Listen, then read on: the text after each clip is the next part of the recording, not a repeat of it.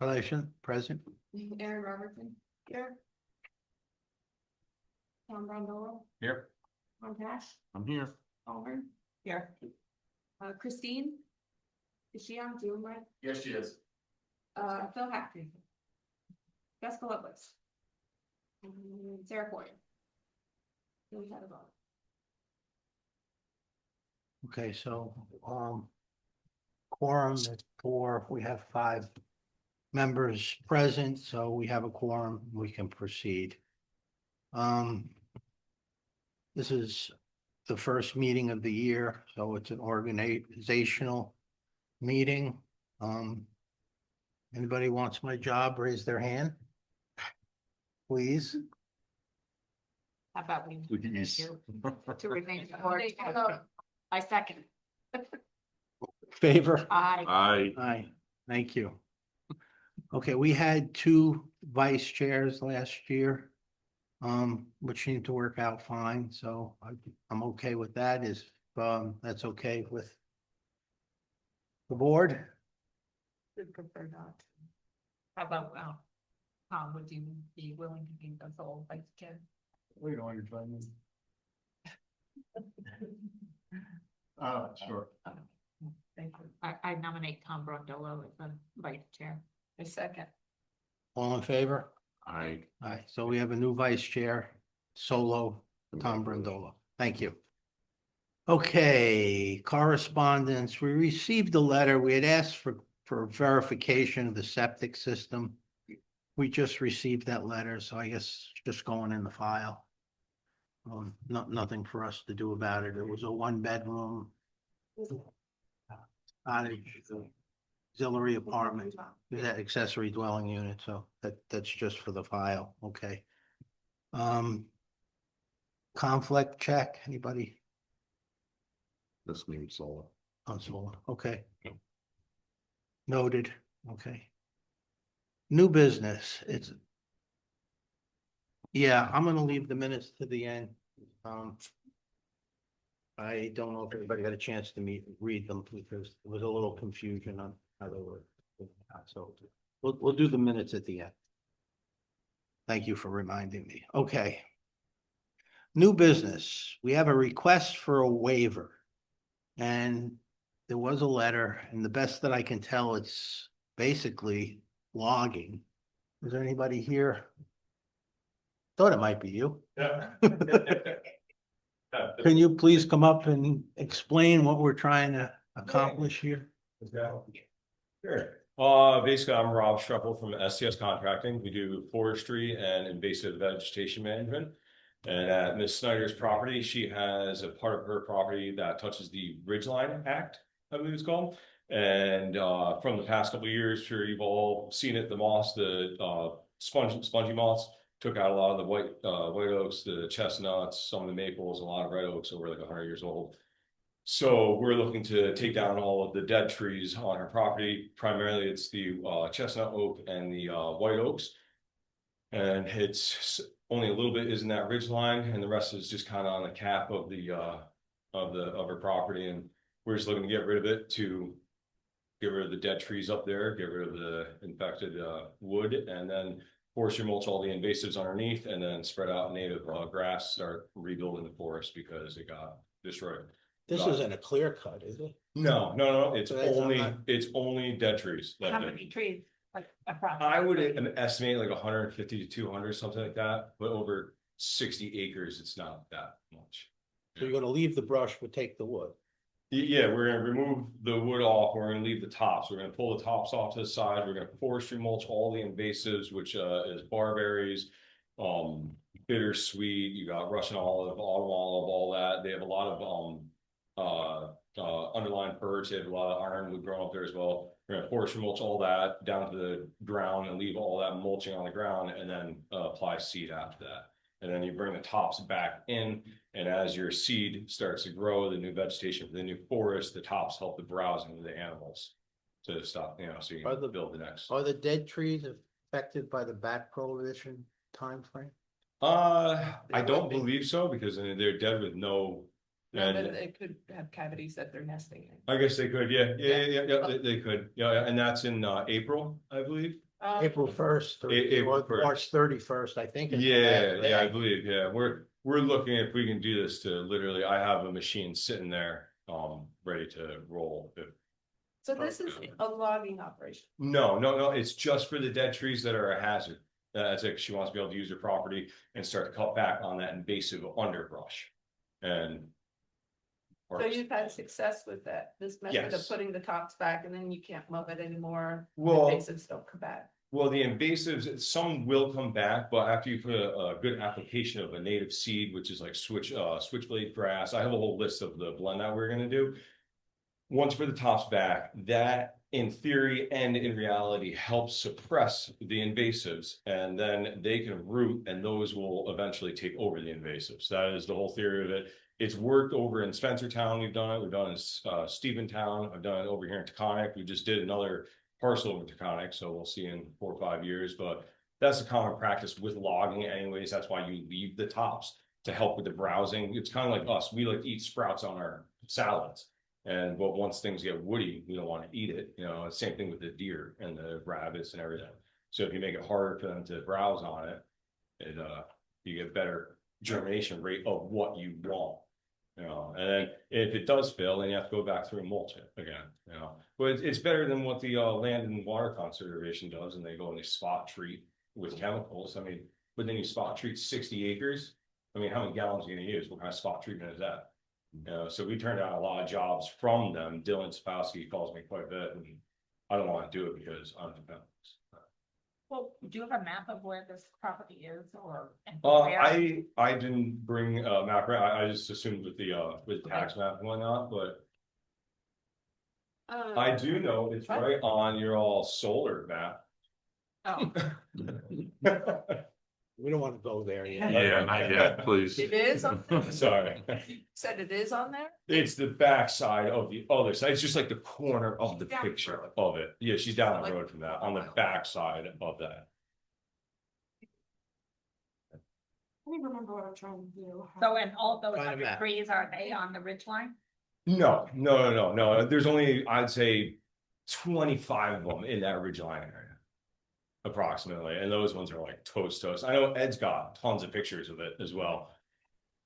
Significant habitat map on the wall, I don't know if we can bring that in and be able to look at that. I don't know if anybody wants to look at. Yeah, I looked at some of the pictures. It just looks like bare trees. Yeah. Well, yeah, when I was explaining, you can, and if you look at the pictures, you can tell which ones are dead, and then you can identify which one the chestnut oaks are, because anything live has wispy ends that can be able to foliage, and anything dead is all limbs that are like the size of my wrist, and it just stops. You know, they're nubs because they died. What, the spongy moss went away a year and a half ago approximately, and it was like 3 years before that, but. It just said we've done a lot of properties this way, and unfortunately for the clients, the value of the timber that's still salvageable. Because I mean, what's the point of just letting it go to carting? You can salvage just the butt logs, you know, the rest of it's all Josh should say, you know, but the rest of it is primarily junk, firewood, or whatever you want, making it the mulch, another renewable product. But the butt log usually gets some money out of, but now it's, you know, a year and a half after. The sap ring around the trees starting to really decay, and the value of the timber starting to go down. So there's no real drive for logging it anymore. It's safety. People can't walk around their woods because you have 600-pound limbs just dropping left and right. But you're taking all that stuff. It's not. Can, No, not the brush. So Yeah. this is. They need Can- to. So And- somewhere over. So it is. Joe, Let's see if Yeah. that's ours. Christine got a question. Christine, go ahead. Well, Yeah, She's, let her in. Oh, there she is. We can't hear her. yeah, we have this is gonna, where, I don't know where. can you guys hear me now? Now we can. yes. There you go. Okay, sorry. I'm familiar with this land. I drive past it frequently, and it looks like there's already been a significant amount of activity. Like you can see a big area that's already pretty clear cut. I'd love to see like a map of all the proposed, not just on the ridgeline, but all the proposed or whatever's on the ridgeline. Because I don't have a sense still of exactly how much of the 60 acres we're talking about with this proposal. I'm trying to think of a way to kind of like visualize it, like her property's pretty similar with the density of trees. So like, let's say per acre, you have like 600 trees. So we're planning on taking 200 of them. So whatever 60 times 200, I mean, it's a, Sounds tremendous. what, 200 of 12,000 trees? You're 200 not trees talking. So I don't- 200 total? right? But, I'm sorry, You're talking 200 trees total? total, yeah, total Okay. out of the That's 60 not- acres, yeah, that's what I'm saying, there's That's 600 not- trees per yeah. acre. And The I'm way you taking said it 200 sounded like you were doing 200 No, times I'm actually 60. like 200 trees that are in the main, her main roadways, her main tractorways, her main hiking paths. There are It's, numbers here. it's just the cleanup and to Yeah. make it safer for her. So on that ridge line where it's protected, She's down. do you, She's do you down. know Well, thank you, approximately yeah. how many up there are gonna be So affected? I think I We know. were thinking about like probably like 25 somewhere. Yeah, it's the ridge line where it's red is a very small Okay. section of her property. It's mainly the property to the northeast of the direction that the ridge line, that red blob goes. I think everybody's concerned that you're gonna take down whole like area Yeah. of trees that are gonna make Yeah, it look. I can say, you know, but no, it's really heavily wooded with eastern white pines and a lot of the there's a lot of beech in there as well, which is really taking over. And that's a lot of the underbrush as well that needs to go out, because if not, that just takes over like crazy. So to haul all these trees out, you have to have some kind of a road, a skidder road, you use a Uh, skidder, like the same kind of stuff for logging. Yes, yeah, and But this there's, is not logging. well, it's a TSI, timber stand improvement, which isn't logging. And there's already actually established logging roads there, because this property was logged Okay. 10 or 12 years ago, so we're not making any new roads, nothing. I mean, it's already very open as far as the larger timber. It's a lot of the invasive brush that's there now, that's just thick and doesn't let anything native grow. Did That- did you because mark it's the large. trees already? No, You didn't mark? them? no, I didn't mark anything, no. Um, I mean, and it's very obvious which ones are. dead does and Ed growing. have a good idea of what's going on up there? Yeah, Ed has a very, very good idea, yeah. Ed was ready to just give him the permit until he realized that a portion of the parcel is in the ridge line and steep slope overlay. So what is the permit for? It Yes, is, but you only need a permit to commercially log. I think Correct. that's what it's I considered think it's akin to logging. So this is, Yeah, it's like on a, our definition, by our definition in our so zone, it is commercial log. is what we would classify it as in terms of what he would need a permit. So That's my there's understanding. a whole lot of other stuff that you need to give to Ed to get a permit. Like a forestry plan, you need some more information. oh, get yeah, that yeah, I'm permit. fully aware of a logging permit, that's what we do, one of our business Okay. strategies, but, So It's- you should, We should do that well, first. yeah, Ed just said to come and check with you guys, because he felt as if it didn't need the logging permit, because it wasn't logging, oh, and so. I guess. So we're what are we confused too. waiving then? Yeah, Waving for us to cut trees in that one, like, For the acre and a ridge half. line, right? Yeah, just where that acre and a half is, but I mean, if you want me just to stay out of that acre and a half of the 60 acres, I could do that too. I mean, well, it's. Then you don't I have to was be here. confused. I'm sorry? Then you don't have to be here. Yeah, I mean, if that's okay, then I'll just do that. I just won't touch that acre and a half that's in the ridge line, That would be ideal. you know? Yeah, I mean- Even dead trees for no good for you. Yeah, I mean, it's literally like 20 of them, and It's it's. not a practical It- solution. You will not be able to see from any view any of these trees. They're dead. They're all the live trees are towering over them. It's. The ridgeline law is trying to protect seeing opening in that tree line at the Yeah. ridge. Yeah. That's what it's trying to Yeah. protect. I totally respect that. I totally understand that. Like, I agree with that. I do. So that's why. Maybe we can do the other cuttings and then mark the trees in that ridge line. And give the board a better idea of what. And then what's take getting pictures done. or you guys want to. Yeah, I guess so, yeah. What do you think, You know. Christine? So That's what I do with that. You'll get a Side by partial, side. you'll You get a partial approval. What, So he doesn't need approval. what for does the other. Christine think about that idea? Christine, Can she hear us? She You're gets on. thumbs up. Yeah, but then she's muted again? She's, she can unmute herself. you're Oh. muted, Oh, you're you muted. muted yourself. Sorry, once I remute, I have to wait until I'm unmuted again. I think that's reasonable. It would be nice to understand exactly in the ridgeline in particular, like what the proposed scope is, because I'm still not completely sure what's being proposed. And again, there's a big section close to the road that's been cleared out completely already. Like I can see it from the road. So I would love to understand it better, especially when we're talking about getting up on the ridge line. But what you guys suggested makes sense. Yep, what you see from the road is actually, that's forestry mulching, where we took all of the Russian olive and autumn olive and we mulched all that up. And the next step is any of the only trees that came down there were all the dead trees that got absolutely choked by the bittersweet vines. I mean, that place was just, you couldn't even walk a foot to that place. But you actually still see the border lines of how thick it was. We just mulched all that, and then any trees that we cut on any type of slope or anything, we do not pull the stumps, we only grind, and we'll do surface grinding. So then, once our native grass start to grow, you can have someone come in and mow it in a situation like that. That particular one, Miss Lori is planning on just mowing and keeping nice. And up at the top of the mountain, she wants to regrow the forest. So that's what we're doing, because that lower section that you see is clearing actually used to be a horse pen. There's an old fence that marks that out. Same thing with her lower neighbor, Ron Coletti, I believe his name is.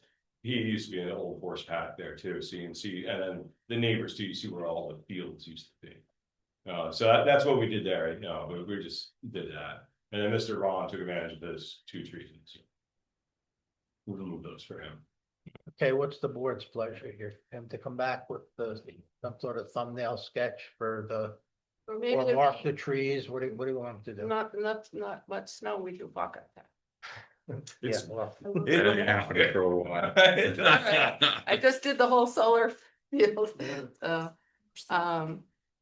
But I think if you mark the top ones, you know, where it affects the original one. Yeah, that's maybe why you're here. pictures and then come And, back. and that's next just year, you know. the red spot on the map, correct?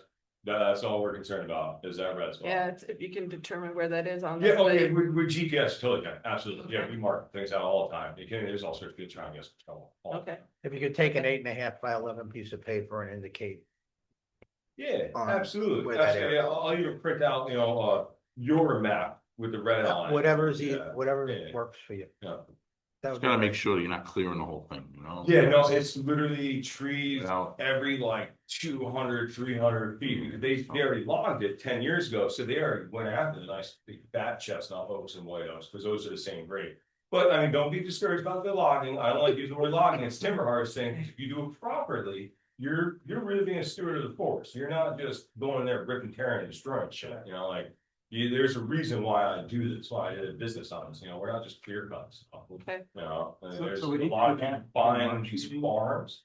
And I have reclaimed so many farms in this area, all the brush lines pushing back, mulch Yeah, those. that's, You know, we have Hedgerows. vultures on excavators, on skid steers, grapple saws, reaching over things, grabbing trees, plucking them, you know, without hurting the root systems of the other trees, you know, it's an art, you know, but we charge for it, you know, you pay your money for us. Yeah, I agree. I just want to understand that now. So right now, he would be okay to go ahead and do everything below the ridge What's line. logging, he can do. Right, and then in March, would he come back with the plan for the? Right. He's gonna come back with Okay. something to show. Is there us. anything else that we need him to come back with if you were talking about, if he is going to do that? it's ridge line? between, it's Ed's determination, if he's considering this logging or not, and then what's required to get the permit with Ed. Okay, alright, I'll see you, when was that, Tuesday again? Okay. All right, and then, so I guess we just write a letter to Ed. Okay. We'll Let Ed know. Don't text him, he doesn't text. Can I give you something? Yeah. This is, Yeah. it's Mark, you might find interest in reading that. Cool, great, thank you. So we're all set? Yeah? Yes. We're- So Till I next can, time. I can harvest my dead trees, but I'll come back with a Yes. map. show exactly what you want, and if let's go for a field trip, we Yeah. can do it. Yeah, see Thank Ed, you. okay. I am going to switch you. No. Maybe the snow. I'm sorry. I need Nan on the call and she's got a conflict and she gets on close to 8 o'clock, so I'm gonna go to solar. So, Ankrum PV LLC Solar, who's here to come on up and tell us what's going on.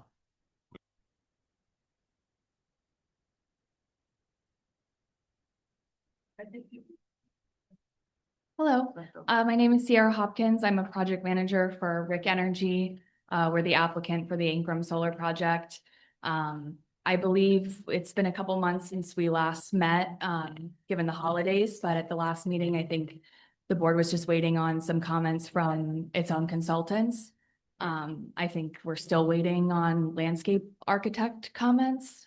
So I haven't seen those. It sounds like maybe this month.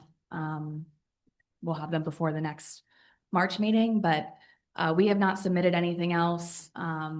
We are just waiting on the board to be ready to make the next step, which would be closing the public hearing and making the secret determination. There were substantial comments from our view shed consultant. Right, we did not respond to those Did not formally. respond. No. We're gonna expect you to respond to them, Okay, just so you understand. so you would like a formal written response? I think you gotta almost redo the report. The way Well, he made it sound, he's on, he could tell you himself. Yeah, James, are you? we are kind of happy with the materials that we've submitted at this point, and we understand that there are new comments about the visual analysis, and we feel like we largely addressed a lot of those comments when responding to the visual analysis that the public had submitted. It was pretty similar, and so a lot of those I think have already been addressed. And so we would just request that the board make the seeker determination, and if it was a pause deck, then we can go into doing another VIA or something like that. Is Mr. James on? George James? Yes. Okay, what's that? George, can you let him, George in, Yeah. please? Yeah, I'm here. Okay. What do you anticipate from your comments that you made on their submission? So my comment is that I didn't think that the visual impact assessment that was produced was adequate. I thought it understated the visual impact of the project. I think, doing simulations with leaf-on conditions is just like a non-starter, especially since they said that they visited the site in March, but yet they used photographs with leaf on. There were a number of issues that I thought were problematic, and my recommendation to the board was that you shouldn't use the materials that were used for assessing the impacts on visual resources because they understated them. And so, yeah, my recommendation was that those materials needed to be redone, certainly with leaf-off condition photographs. Yeah, so we did, at the board's request, submit leaf-off photo conditions. I think those were not shared with the consultant, so. We have Okay. submitted 3 different VIAs over the course of this entire process. After the original VIA that we submitted in November, I think of 2024, the board requested leaf-off photos. And so we had submitted another VIA that had 4 points on it, the same 4 as the original VIA that did have leaf-off conditions. And then after the planner came on months later, she recommended a GIS analysis, which we submitted with 14 additional points. Those were not leaf off because at the time that it was requested, the conditions were what the conditions were. And we took those photos at that time, but there were at least 4 leaf off photos submitted in a VIA that we had shared with the board. And I'm not sure that the consultant received those. Mr. Attorney, can you jump in and maybe help clarify? No, I don't know, I'm not sure what's being referred to. Oh, okay. I thought maybe you. I mean, as far as my recollection, provided to Mr. James, everything that's been submitted by the applicant thus far, and so I don't know where the wires are. I don't either. Can they be resubmitted? Well, You do we would have like them? us to read? I don't, Do we have them in, we're looking at that, Yeah, if I look through it and see it, fine. that would be under. I mean, there were all kinds of issues with the submission, starting with the camera lens, so Right, we what had what I that. suspect is the problem with the first photos, even if we find them. So the problem- original VIA was taken on an iPhone, which is the standard that we've submitted VIAs for all across the state of New York for this type of project. It's been widely accepted. But after the first two VIAs that we submitted, the planner did request that the GIS analysis that we did, where we submitted 14 additional photos, that a digital camera be used. There were no further specifications about the type of camera. So we did get a digital camera and we did take those photos with that. And I think there was a comment from the Harkin analysis that was done by the Publix consultant, which we did formally respond to. And Wendell did write out, I'm not the expert here, but they did write out that it was a 35 millimeter equivalent lens. They did some kind of conversion or something. So I think that was addressed then. George, can you hear me? Barely, but yes. Okay, John Lyons. Do you want to speak to, do you have anything to say about what was just said to the board? About the history on this, because I think that there were issues, having to do with the cameras that were used. In my experience, iPhone camera shots are not, in accordance with the industry standard. And then I believe that the subsequent photos that were taken on with a 35 millimeter lens, when a 50 millimeter lens should have been used. But you'll know, I think you know more about what is proper in this instance, but if you had some comments to make, now would be a good time. There are Well- those with leaf off in the Dropbox, a few of them, Yeah. but apparently they're with a iPhone. Okay, so all right. So what John is saying is correct, is that there's usually a standard that is done here. But the most important thing, though, is understanding what the 35 millimeter lens equivalent is. And there was nothing in the materials I reviewed. There was nothing in there. It was dated in September 2025. That was those were the materials that I reviewed. There was nothing in there that I reviewed that talked about technical specifications. They said that it was taken with a standard lens. And I submitted my comments late last year. And if there were additional materials, I know that John's associate said that they might be reaching out to me. No one ever reached out to me and said that I didn't have the entire picture. I would have gladly reviewed additional materials if I had been aware that there were other materials for me to review. But my point still stands, is that there's a lot of photographs that I reviewed that have leaf-on conditions, which do not show reasonable worst-case visibility, and that's an issue when you're making decisions regarding visibility and impacts on visual resources.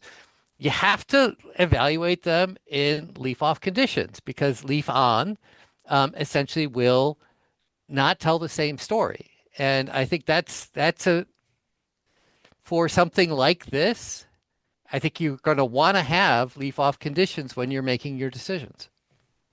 Yeah, I think the confusion was that the early pictures, when we requested a new view shed, weren't attached, which would be a normal consensus, that you gave us a new view shed, so we submitted you the new view shed to review and not. Yeah. Yeah, so it's in the May submission, but Share. so Yeah, the documents that I had provided to Mr. James were the ones that Appendix H and Appendix O from the September 2025 submission. That's the most recent? That's the most recent, but there were several before that. in a May submission. This is the May submission with leaf off conditions. I had assumed that if it was the latest, that it would have been incorporated all. No, we only submitted the updated VIA with the new materials since you already had the previous materials, you don't have to use them. We only submitted the new submission based on Anne's comments and we did that to what she requested. Okay. Well, I'll provide that to Mr. James. And we can see if he has any changes, but as I said, I provided the most recent one, so. Yeah, I strongly suspect that if the second submission wasn't sufficient, the first submission isn't gonna be either, but we'll let Mr. James make that determination, so. I will gladly review additional materials, and I apologize if I missed anything. The one thing No, I it wasn't will. Sent to you, it was in the Dropbox, but you wouldn't have known that. Okay. I mean, the one thing I will volunteer for the applicant is that, when you have a resource like this, meaning a visual impact assessment, you want to have all the materials at once so that people can look at it and assess the impacts from that submission. You don't want to have to look, I submitted those in May and you have this one other one in September in different documents. It just, you want to evaluate the whole thing at once. And that would be, that would just make it a lot easier. If that's what would be easiest. We just generally how we've submitted every submission for this application beyond the BIA is that every time we submit something new, we only submit what the new materials are so that there is no confusion about what has been updated, what's new, what's old, what's already been reviewed. That's just how we've done the entire application. But if you'd like us to combine all of the VIAs that have been done, I can make a note of that and we can send something. As long as the material is still current, I think it's easier for the public and the board to evaluate the impacts of the project when all those materials are together. So of course I will defer to the board. We just sent them to you, you should get them. Mr. James, I'm sorry? just sent you the past photos. Okay. Well, if you could if you could look at them quickly and just give me. But, we don't want to, if you need to review them, we'll review them. There's not a lot of. I think there's only a handful. Well, I'd like the board to consider taking up the applicant's offer to put the entire package together so that there's no question about what the applicant is representing with regard to the entirety of the package. Those can be put together, submitted to the board and submitted to Mr. James. He can take a look at that package, and then we're all working off of the same universe of materials, and he can let the board know in writing whether his review of that package changes anything about the opinion that he's offered thus far. Okay, well, that's the way we'll handle it then.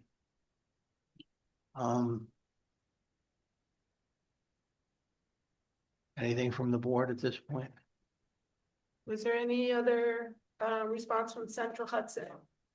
No, we don't have a response from Central Hudson directly. A broad statement that they had made, which I think we mentioned last time that the other utilities had also made, was that they've changed kind of a policy where if they are going to, if an applicant that already has an interconnection agreement is going to make a material change to the application, then they would pull us from the queue position and we would have to resubmit.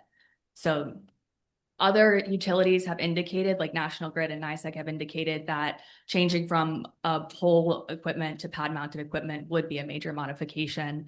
And so it would require an entirely new application and a new agreement. So you're not moving forward with that?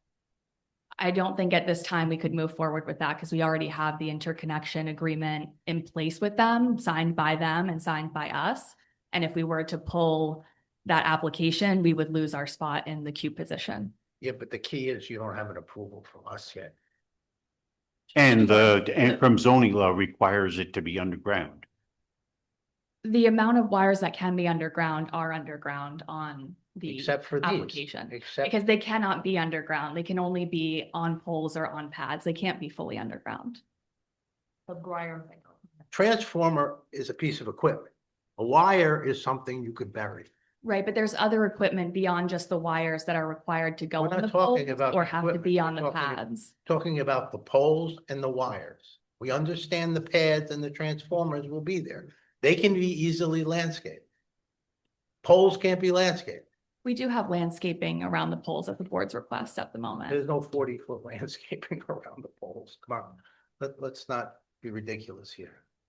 And you're just taking up more agricultural land and making it harder to farm that land with more. Putting a hedge of trees in the middle of the field there. I mean, the area where the trees are around the poles is not that significant. It didn't increase our limits of disturbance at all on the project. And we put the trees there at the request of the board. It's the visual impact of the 6 poles. That's what we're dealing with. Yeah, I understand the visual impact of the poles. And I think the reason that we settled on putting the trees was that that would help to break up the view when driving down 82 from the one side. My view is there when I'm driving. Poles are up there. So you're not hiding the poles with your landscape. It's not completely hidden, no, but the trees do break up the view so that it's not as That's bold. subjective. I don't think we're buying it, so. Anybody else have anything else? That you already have an agreement, a preliminary agreement with Central Hudson on the interconnection pole. Did you, when you submitted the application to Central Hudson, did you just provide above ground poles? Or did you also provide underground poles? It just wasn't clear to us what had been submitted to Central Hudson and what they, the poles. Yeah, so the lines from the array that follow the access road to the entrance are all underground, that's shown. And then they come up and there's the poles, that's the design that was approved by Central Hudson. They never saw any underground poles or any underground wires that went through the. No, that's, the only 2 options are the pole mounted equipment, as is the current design, or the pad mounted equipment, which we did submit a photo to the board of what the pad mounted equipment would look like. Those are the only 2 options. There's not something that can be completely underground because there is equipment required beyond just the utility lines, meters and things like that, that the utility requires. So those are the only 2 options. We're taking Can't option be B. completely We're underground. taking option B. And we've been talking about this for a year, and we keep getting told for a year that the only solution was the 6 poles. Now it's changing that there is an option to do the pads, but now it's too late because you already have an agreement with Central Right. Hudson. Yeah. Correct. well, That's the guess agreement what? we have, and that's the application that we've put forth to the board. Good. We're not Yeah. buying it. You're not getting an approval with those poles. Okay. The next step would be closing the public hearing and making the seeker determination. That comes before Exactly. I'm the just fair special use warning you. permit. You don't want to change the application. Be fair. warned. Okay. Understood. Anybody else? When looking at, the views from the other residences, especially the contiguous residences. The home that was on Route 82 was neglected. Also, there's another home, across the street that, I was up at the array and, the array location. And it's a very, very clear view of a house that's just across the street on towards the northwest. That was not taken into consideration for the views. Also, any of the other houses that would look across at the road and stuff like that. The new road that's coming up. So I don't think any of those houses on 82 were in the visual assessment. No, we only did the visual assessment from publicly accessible areas. Right, but it says that you have to screen it from contiguous parcels. Correct. The code does require, and I forget the exact language, but it's, an attempt to screen as much as you can. And so we believe that we've done that, given, especially when looking from 82, the distance from the road to the array is quite far. And so that's something that you take into account, the distance and the topography when doing, when looking at what kind of visual mitigation would actually have an impact or have an effect. And so we determined that from the road, from 82, it's so far back that we didn't think that planting any additional trees anywhere on the parcel would be effective, particularly because in those fields closer to the road, we don't want to put trees there because the landowner wants to continue farming that. So we don't want to take up, space in those fields. But where the array is currently located, as you've seen, there's already, an existing border of trees around the entirety of the array. And so that was also a consideration. I think that it has to be examined in more detail of if these homes have a view. Without any putting that in the visual assessment, how do we know that what's there is gonna screen it? Sure. Well, I mean, we worked with, one of the contiguous parcels who did grant us access, but we only have access where it's granted. We can't just be entering private property to take photos for a VIA. So. Stand on the property line. Or we can get permission. I mean, yeah, I think this is pretty important that these homes that are directly right in the area are not being properly screened, or are they? We don't know. Okay. Anybody else on the board? I have another question. Okay. There's a solar array being installed on Route 199 in Pine Plains right now. And what I realized is the whole lower field where they're bringing in equipment and storing it and vehicles and everything like that. It's a huge area that is like not the array. And so does the plans that you show for area disturbance include that construction setup? Bringing in materials, storing them, would that be near the road? Is that a big area? Is that going to be up in the area of disturbance? Right. So the road will go in first, and then the array area, what needs to be done in terms of the ground will be done. And all of the construction vehicles and lay down area for equipment will be contained within the limits of disturbance that we've submitted on the plans. Anybody else? Okay, I'm being told the public hearing, I need to open the public hearing to the public. I would like you to be very brief with your comments. If anything's already been said, it doesn't need to be repeated. And there wasn't a lot, excuse me. Set a time. Set a time. Yeah, no more than 3 minutes. If you have anything new to add, please. There was no new material. You heard what I have said, so if anybody would like to make a brief statement or comment, please step up, give your name. Hi, Chair, thank you, and members of the board. My name is Rhea Mallet from McCarthy Finger, and as you know, I represent a number of residents in the community, and I'll be very brief. I know you have a lot of public hearing tonight.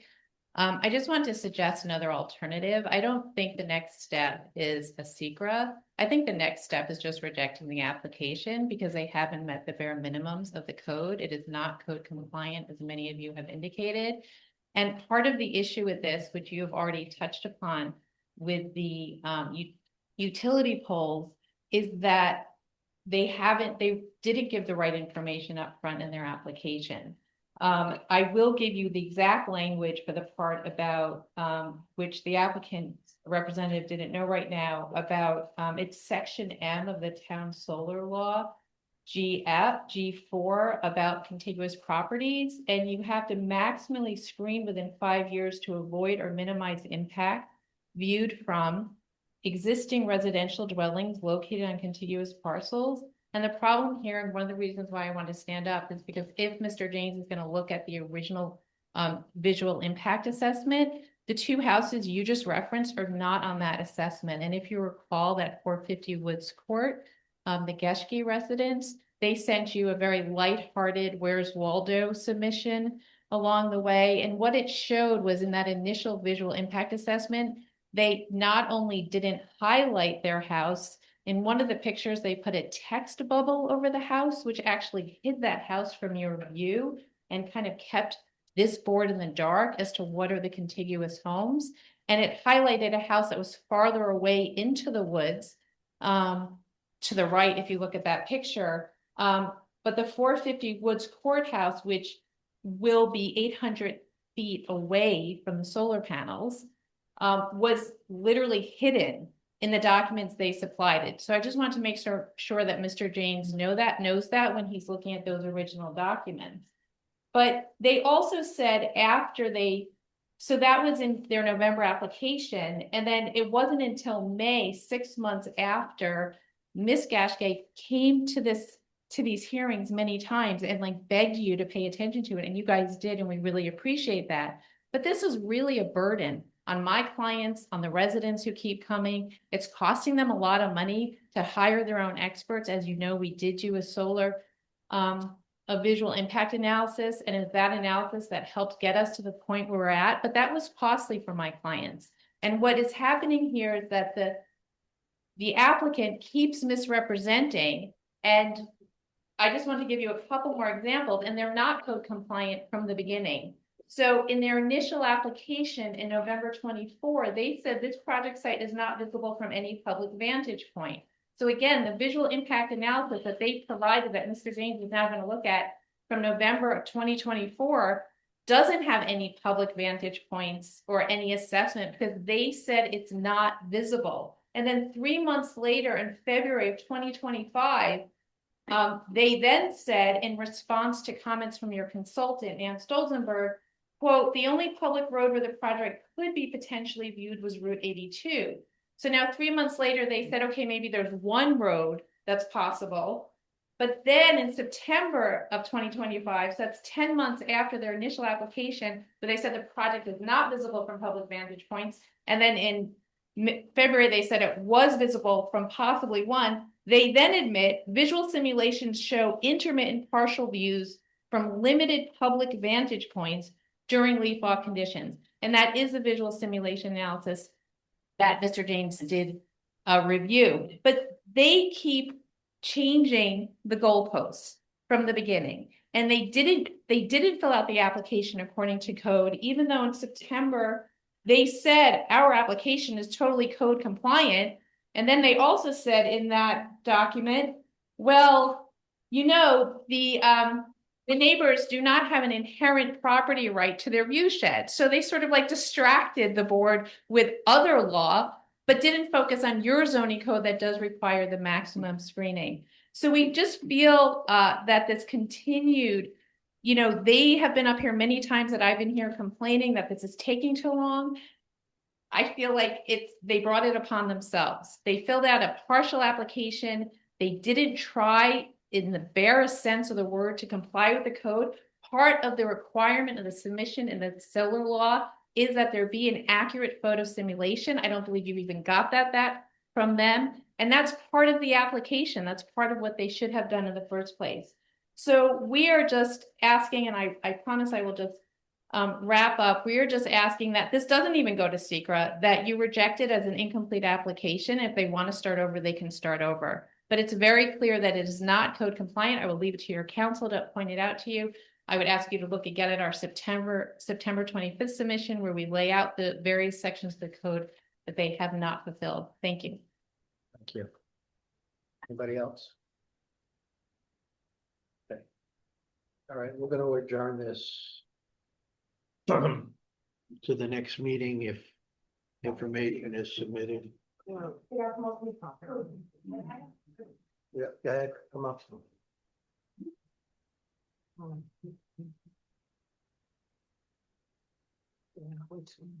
Hi, Andrea Gashke, 450 Woods Court Road. So Mr. James has I think when we were last together in November, when I looked at the minutes of the meeting, just to refresh my memory, it looked like the board was waiting for the escrow account to be filled by Rick so they could commission Mr. James to do his study. That was the last time I think we were all together as a public group. So. That's correct. So Mr. James has now completed his assessment. And the landscape. right? No, we were waiting For the landscape. for the landscape architect. I'm waiting for the landscape. So is that, when that assessment is completed, is that gonna be made publicly available and posted? course. On the Dropbox? Everything is. Okay, They will present at the meeting. at next, The landscape meeting? architect, we hope it will be the March meeting. at the market. All right. Thank you. Okay, so we're gonna adjourn this to the next meeting. Hopefully, we'll have some new information from the applicant. Mr. Chairman, I had a question. Is George's report in the Dropbox? George James report? Is it? We'll read out it.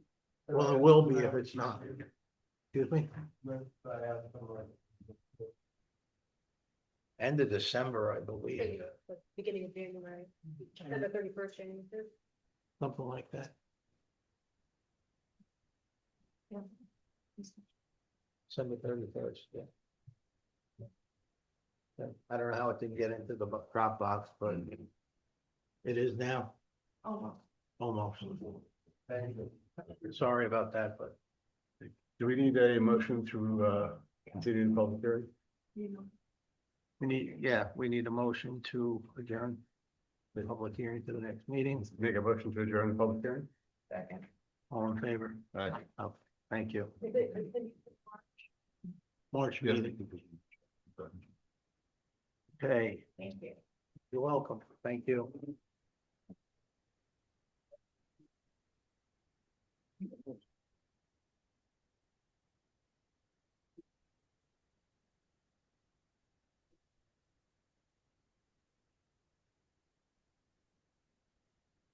Is there a Nan Stolzenberg on? No. No Nan yet? It's not 8 o'clock. Good 8 minutes. Okay, well. We'll start. Want to do the minute? Okay. Why don't we jump to the minutes when we're waiting for Nan? Has everybody reviewed the minutes? Yeah.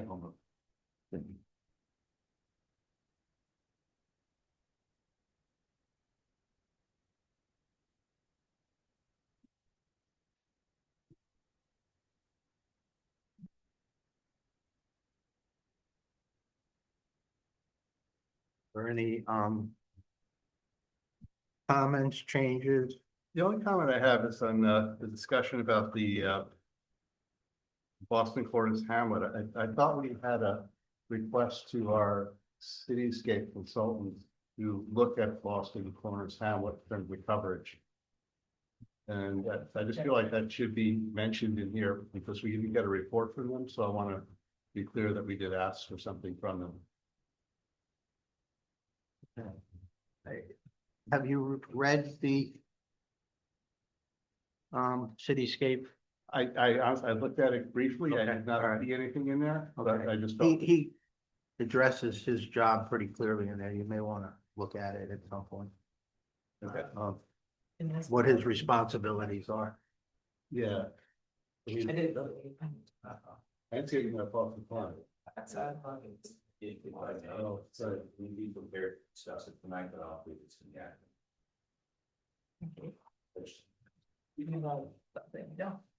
I'm sorry? Well, is he on? He discussed his duties in the memo. Correct. The memo. And that clarifies, he's not to design the project, he's to review the project. Right. I do believe he's aware of the question, though. I believe Yeah. he's prepared. Okay, on the minutes, you want to add that? We can add that. Would you put that in there? Okay. All right. Any other changes?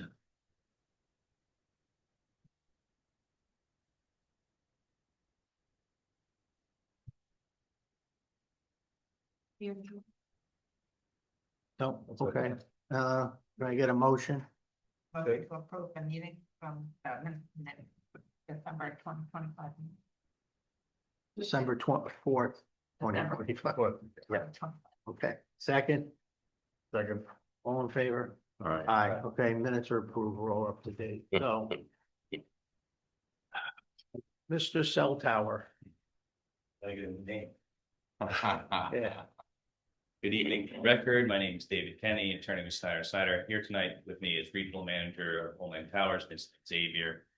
This is again the application for the wireless telecommunications facility. Since our last meeting, we had some comments from Mr. James as well. Some of the comments required additional photos. We had photos from the Harlem Rail Trail that were only during the leap on conditions. We've since provided the leap off condition photos as well as some additional photos. We also provided, there were some technical comments regarding the photos that were provided. There was, as you remember, there was one view that was looking at from, and we have Matt Allen online if you can. He's our visual expert from Saratoga. You can bring him in. So we had one of, and I'll have him go through the responses in more detail, but just to briefly go over them. One of the photos had an issue where we colored the monopole brown, but in between two of the wires, it was left as a gray metal kind of color because it was just the way that they colored it, didn't pick it up. So that's been corrected. And then it was a confirmation regarding that the number of trees being removed was included in the Sims. There's only 7 trees being removed, so they're very small. It doesn't really pick up that well in the Sims, but they were included in individual simulations. We do again have our visual consultant, Matt Allen. I'm not sure if the board would want to hear from Mr. James first, or if you would want Mr. Allen to go through the responses.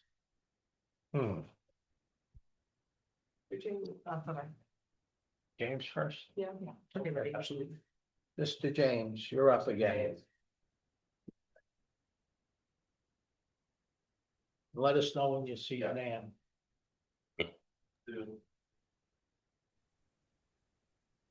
Okay, I'm here.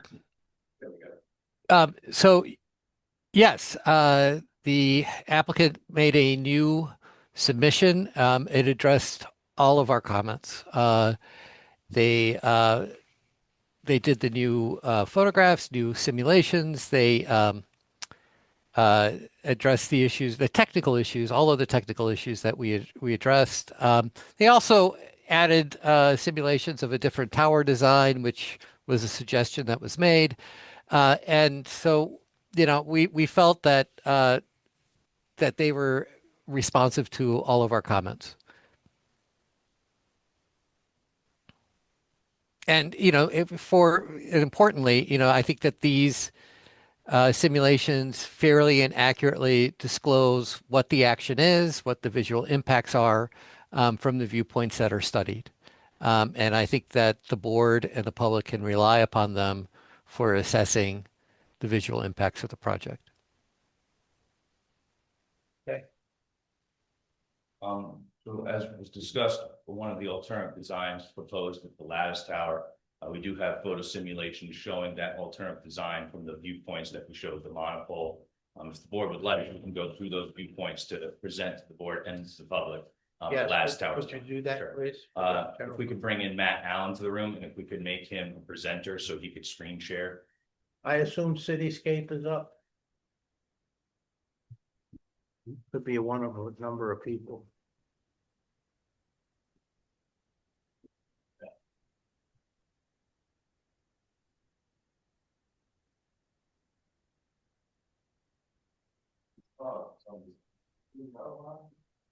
I never know who's gonna, there's a Ben Evans that signed his letter. Make him a presenter. It's is Elizabeth on? Could be one of, usually 3 people. Elizabeth Smith is on, well. Elizabeth Smith, okay, just want her to be aware that we're discussing her application. Okay, there. Okay. Hello. Okay. Did you want to try to get into half of the million? We're talking about the visual. Yeah, yeah, go to the visual. Has he been promoted to a screen sharing? Yeah, I'm ready if you'd like me to screen share. Yeah, go for it. Okay, Matt, if you could just, if you could briefly go over the visual report, but really focus more on the lattice tower alternative design in comparison to the monopole design. Sure. What I have is some revised photo simulations that is new from the visual impact assessment that the board saw last year. So I can go through some of those simulations. I'm happy to show any or all of them, but I think the ones that are closest into the project are the ones that would describe the different alternatives. So that's where I'm going to start.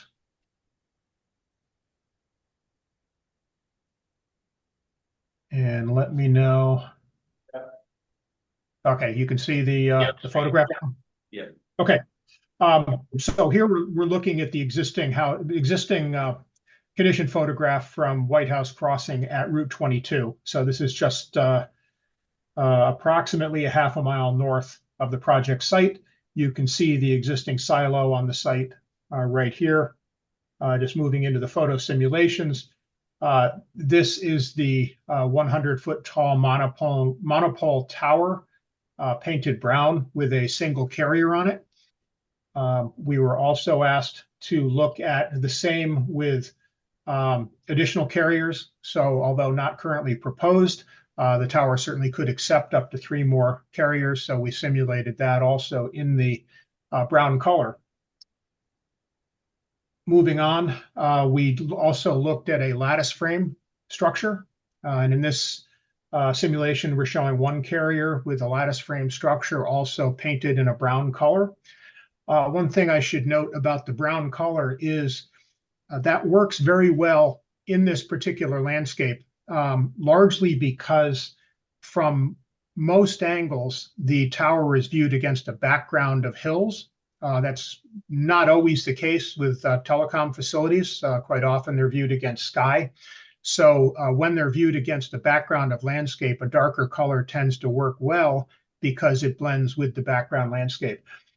This view here, other than the one from Route 22 directly in front of the project site, I believe is the only one we simulated where the tower is at all visible above the background ridge. So you can see we're kind of looking at a worst case here where the antennas just peak above the ridge, but the bulk of the tower is viewed against the background landscape. So in this case, the brown color works well. And I'll just flip back.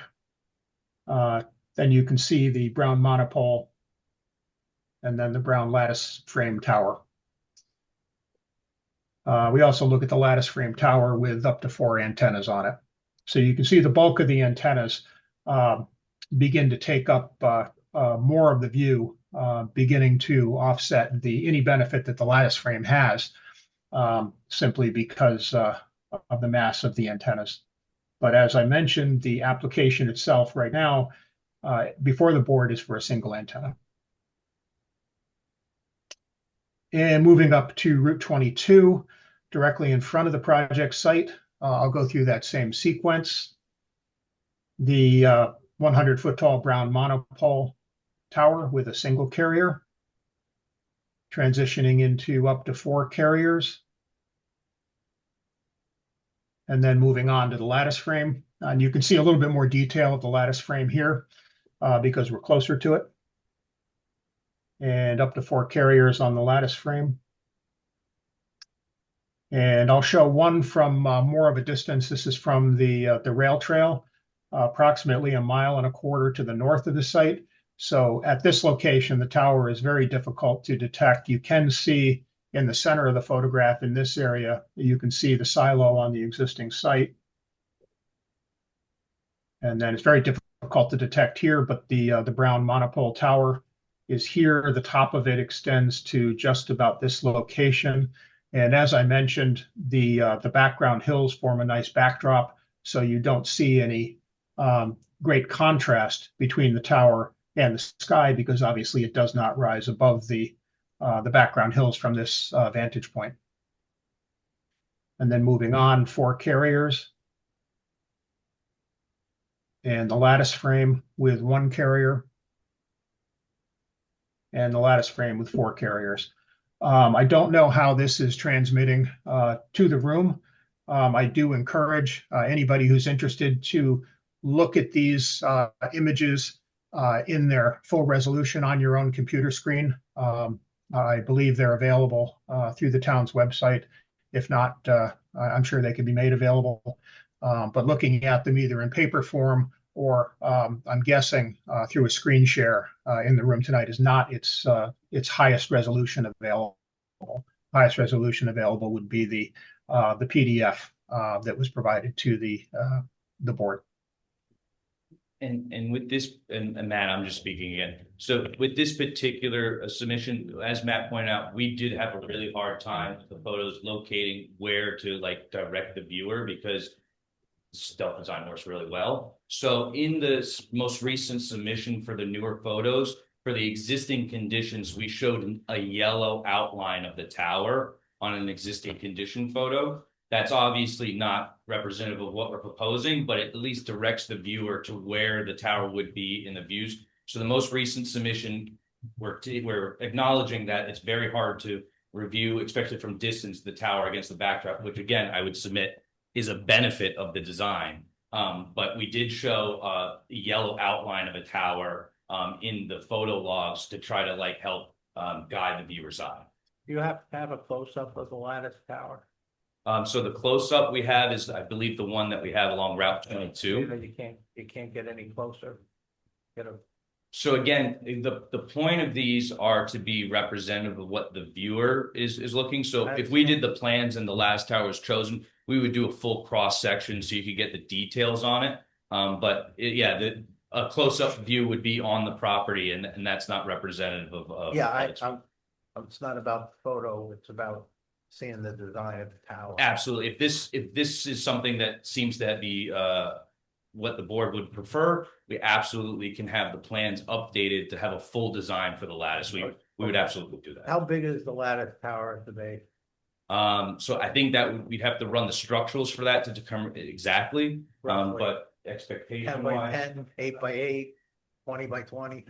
Definitely 20 by 20. I don't want to throw any numbers out there. But smaller than 20 by 20, and it's dependent on the factors of the grade of where we're going to put the foundation, all that. So we would have that mapped out, but it wouldn't increase the size of the significantly increase the size of the foundation because the tower would still go within the compound. I could just ask Matt, could you go back to the monopole on the same viewpoint for me real quick? All right. So this is a monopole. Generally, the antenna array are no more than 10 to 12 feet in width. So if you can go back to the lattice tower. So that would mean that the lattice tower itself is going to be thinner than 10 feet, based on this. Yeah, when you get to the top. Well, these don't taper that much. It's a 100-foot tower as well. So I would expect this to be pretty representative. And like I said, if the antenna array at the top is 10 to 12 feet wide, it would be less than that. So, like I said, I don't know the exact number, but it's not 20 feet or anything. So you haven't submitted a design for the lattice tower, so we know how big it is. As far as the foundation, no, we have not. So we've submitted it as a visual alternative. If this is something that the board would like to see more information on, we can provide more. There's a lot of debate on which tower is. We understood it. So when we were looking at tower design, we did look at a few different factors. One is what does the town code suggest? So the town code is pretty clear. It says that the lattice tower is the preferred design. But then because we're in this years ago, that's the code. That's the code we're under. So the lattice tower is listed as the first preferred design, but because we're in the scenic corridor overlay zone, the second preferred design is a tower that's camouflaged to blend in with the surrounding natural environment. So we respectfully submit that the brown painted monopole does do that. It blends in. I think the lattice tower does that for most instances as well. But the lattice tower is named in the code as preferred design, and the monopole is one that's also achieves the concealment elements that the code asks for. The next two ones that we've discussed before, which was the flagless flagpole. There's technical reasons why we can't do that. Can you go into that a little more for the general public? Absolutely. So we submitted from our RF engineer a full report that went through why there are limitations for a flagless flagpole. First, it limits the number of antennas that you can put in there. the antenna center line was already been determined to be 95 feet. So in the first instance, if you're gonna have I think we have 9 antennas proposed. If you're gonna have 9 antennas and you can only put 2 at one rad center, you have to vertically stack them. So the tower gets taller as the first point. The second thing is down tilts. So when the antennas are inside of the flagless flagpole, that limits the ability to tilt them down to beam the signal directly into the areas that you want it. So directing the signal as far as down tilts, those are limited, as well as azimuth. So the directions from left to right where you can go, those are also restricted when you do that. What's the diameter roughly of a flagpole? It really depends on some of the stuff that's in there. We've seen them as big as 36 inches wide, so they look like smokestacks. And sometimes we've seen them as small as like 18 inches at the top. They're not that big, we know that. Yeah, but they're as far as a flagless flagpole, they're definitely not the same diameter as a flagpole. These are much larger, and sometimes they look more like smokestacks than they would actually look Is like. the limitation of the antenna placement the material of the pole? So I would imagine the pole is some sort of metal, and I don't know what the antenna is. So it's the antenna is metal and its circuits, there's a bunch of different things. It's more of the signal and the size limitation. So to conceal it within a structure, first off, it limits the types of antennas you can put in there. Not all of these sized antennas can be put in there. So you have to limit right there from certain types of antennas that can go into the structure. Second, remote radio units. One of the reasons why we were able to drop the tower height down to 100 feet, remember, was because there was a new radio unit that came out that allows to propagate the signal further. You can't put radios in the flagless flagpoles. Those have to be put at the ground and connected by a cable. That adds to latency, that adds to the degradation of service. And again, it's azimuth type of equipment, co-locators, all of these reasons make it a worse design from a technical standpoint. So not only would you have the issue of, if you build a tower now, it doesn't include all of the equipment that Verizon feels it needs to fill in the gap in service. It's also an issue that for future use of the facility. So we're building the facility now, but everybody knows that the facility will likely stay a long time and provide services for future generations of the technology. So if you limit the size and the ability to change out equipment, you're also limiting future modifications, which then makes it so that maybe another tower is needed in the area. Another carrier maybe has to come and build another tower because it wouldn't work with the flagless flagpole. Or even Verizon may have to come and significantly modify the existing facility because the new equipment it needs in the future wouldn't work in today's design. So, I mean, there's an abundance of reasons. We do have, as submitted into the record, a statement from Verizon's RF engineer that went through those reasons that I just paraphrased. And you do have your wireless consultant who can verify the statements that I made tonight. Just trying to get a fuller. No, I appreciate that. It's what the problem is, because it's out there and it's most people's first choice because it's the cleanest looking. Didn't we discuss at structure. one point that the flagpole would have to be significantly higher because of the equipment that was needed to put inside the flagpole? That was what my first statement was that so the minimum center line height is 95. So then for that 2 antennas, I could probably fit in a flagless flagpole. So then if I need 9 antennas, each antenna above that 95 center line has to be vertically stacked. So yeah, the pole would get significantly taller to fit all of the antennas at a minimum 95-foot center line. All of the antennas are you talking about? Verizon's, all of Verizon's antennas. So the tower would have to get vertically stacked just for Verizon.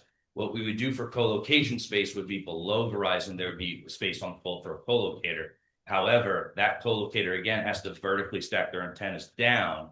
And you probably, with that sense, maybe you get 2 co-locators in one flagless flagpole. There's a third carrier that operates. So you have Dish, T-Mobile, and AT&T. You kind of are leaving open a door to have another pole in the area.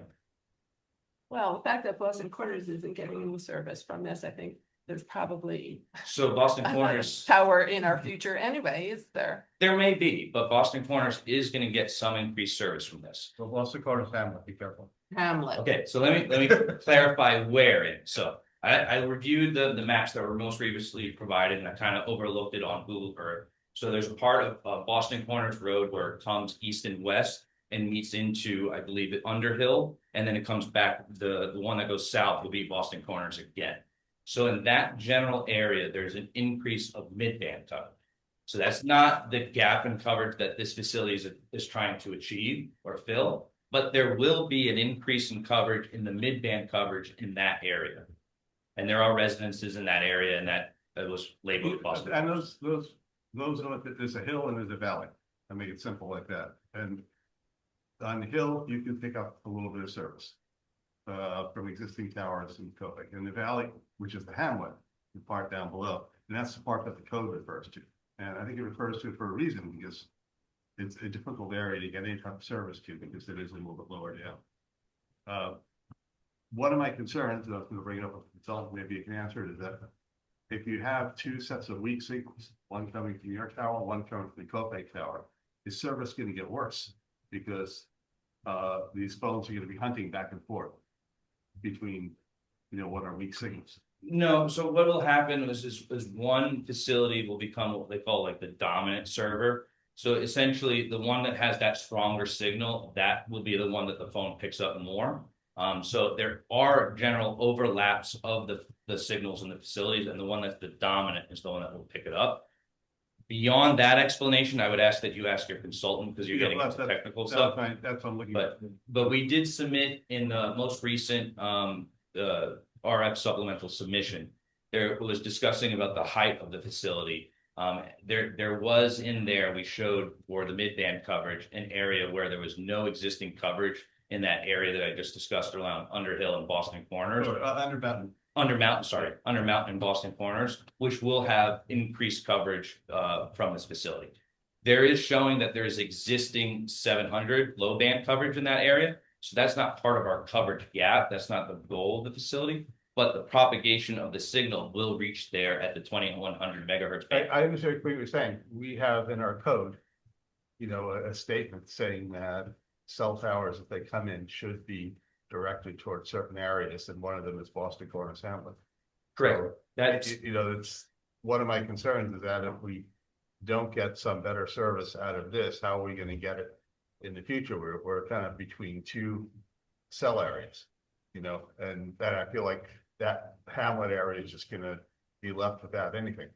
So there's a potential that wouldn't fill the large coverage gap here. There's a potential for maybe a DAS facility that could go into that area. I don't know the specifics of that area, but there are potential alternatives than another tower in that area, depending on where to go. Particularly if you have kind of weak coverage in that area from other things, and it's a capacity issue, or if it's a boosting of a signal strength. We're getting into stuff where I'm kind of speculating on stuff I don't have the information for, but I can state that section of the code, that the purpose and intent section, that's not actual, that is explaining why you have done the code, that explaining the purpose of the code, but it is an actual code requirement that it goes in those hamlet areas. I know, but it is in there for a reason. And well, I think that, as you stated, that's where the people live. And this is our opportunity. You're coming in to put a tower, and we want to get coverage for the town of Ankrum, and the hamlet is the biggest settlement within your coverage area in the town of Ankrum. Most of your coverage is spilling out into Dutchess County. Correct, so I just, from my point of view, this is a local issue to Ankrum. So that's something that's important to us as planning board members. I absolutely appreciate that. And I think the reason they put that in the code is because the hamlets are where the people are. Right? Right. So I think that was just an intention of like, if you're going to build service, we would want to make sure that, service was reaching those hamlets. However, you still have a major thoroughfare, Route 22, that runs through your town. And we are providing service to that portion of Route 22 that is in the town of Ankrum. And the gap of coverage that's along Route 22 is in the town of Ankrum. And as you stated earlier, I know that other communities may get service from this, but Ankrum's getting service from other communities from Copic. So the wireless services don't stop at the border. We have to kind of create this network. No, I understand. This is our opportunity to ask for mitigations, whether it's absolutely changes in tower height, whether it's colors, or whether it's some form of trying to get service where we think we need it. So. Just ask one thing too, I'm sorry. Is there a possibility of an extender, like we talked about on telephone poles, they have those small extenders to, maximize some other areas that hurricane coverage? Yeah, small cells and things like that don't involve, these are called macro towers, are meant for those little areas where you can't get coverage into a certain area. They're only gonna cover 900 square feet, not square feet, well, I guess square feet. Well, no, 800 linear feet, squared. Yes, you would need a small cell type situation there. That's what's hard. The more farther north you get, it's harder for us as developers to get carrier interest, to spend the money to co-locate and develop these towers. That's why, even here at Town Hall, I don't have service here. You should have a tower here at Town Hall too. You are going to need more towers. And I know, for some people that's a concern, but in order to have proper coverage, one tower isn't going to be able to cover Boston Corners and Route 22. You're going to need other towers and other solutions like you were referring to, like a small cell solution to cover a valley in certain areas. I'm a developer. I don't work directly for Verizon. I'd love to meet with your, your town board and try to see if there's other town properties or rooftops in that hamlet that maybe the small cell from Verizon can use. That wouldn't involve me. I just build towers, but I could try to help facilitate that with you. And I would say if those are the concerns of your community, it does actually benefit you to complain to the carriers, because the way a carrier decides where they're going to allocate their funding, they don't have infinite funding. So every year they have a budget, they say where they're going to spend their money. And a lot of that is based on the complaints they get. So I would encourage you to reach out to the carriers to tell them that's where you want the service. But we can't expect every tower, this one's obviously covering a need. And we can't expect every tower to cover all of the needs in your community. You're going to need other types of facilities to cover those needs. Yeah, but nobody wants to hear about another tower going up. I know, but that's the only way you're going to have. There might be other solutions to it, and to cover a small area, yes, but to cover a large geographic area, no. Well, it's only small areas that we're having a deficiency in, right? Well, no, Route 22. This tower is covering a large. No, I'm not saying this tower. About this. A mile or two. Yeah.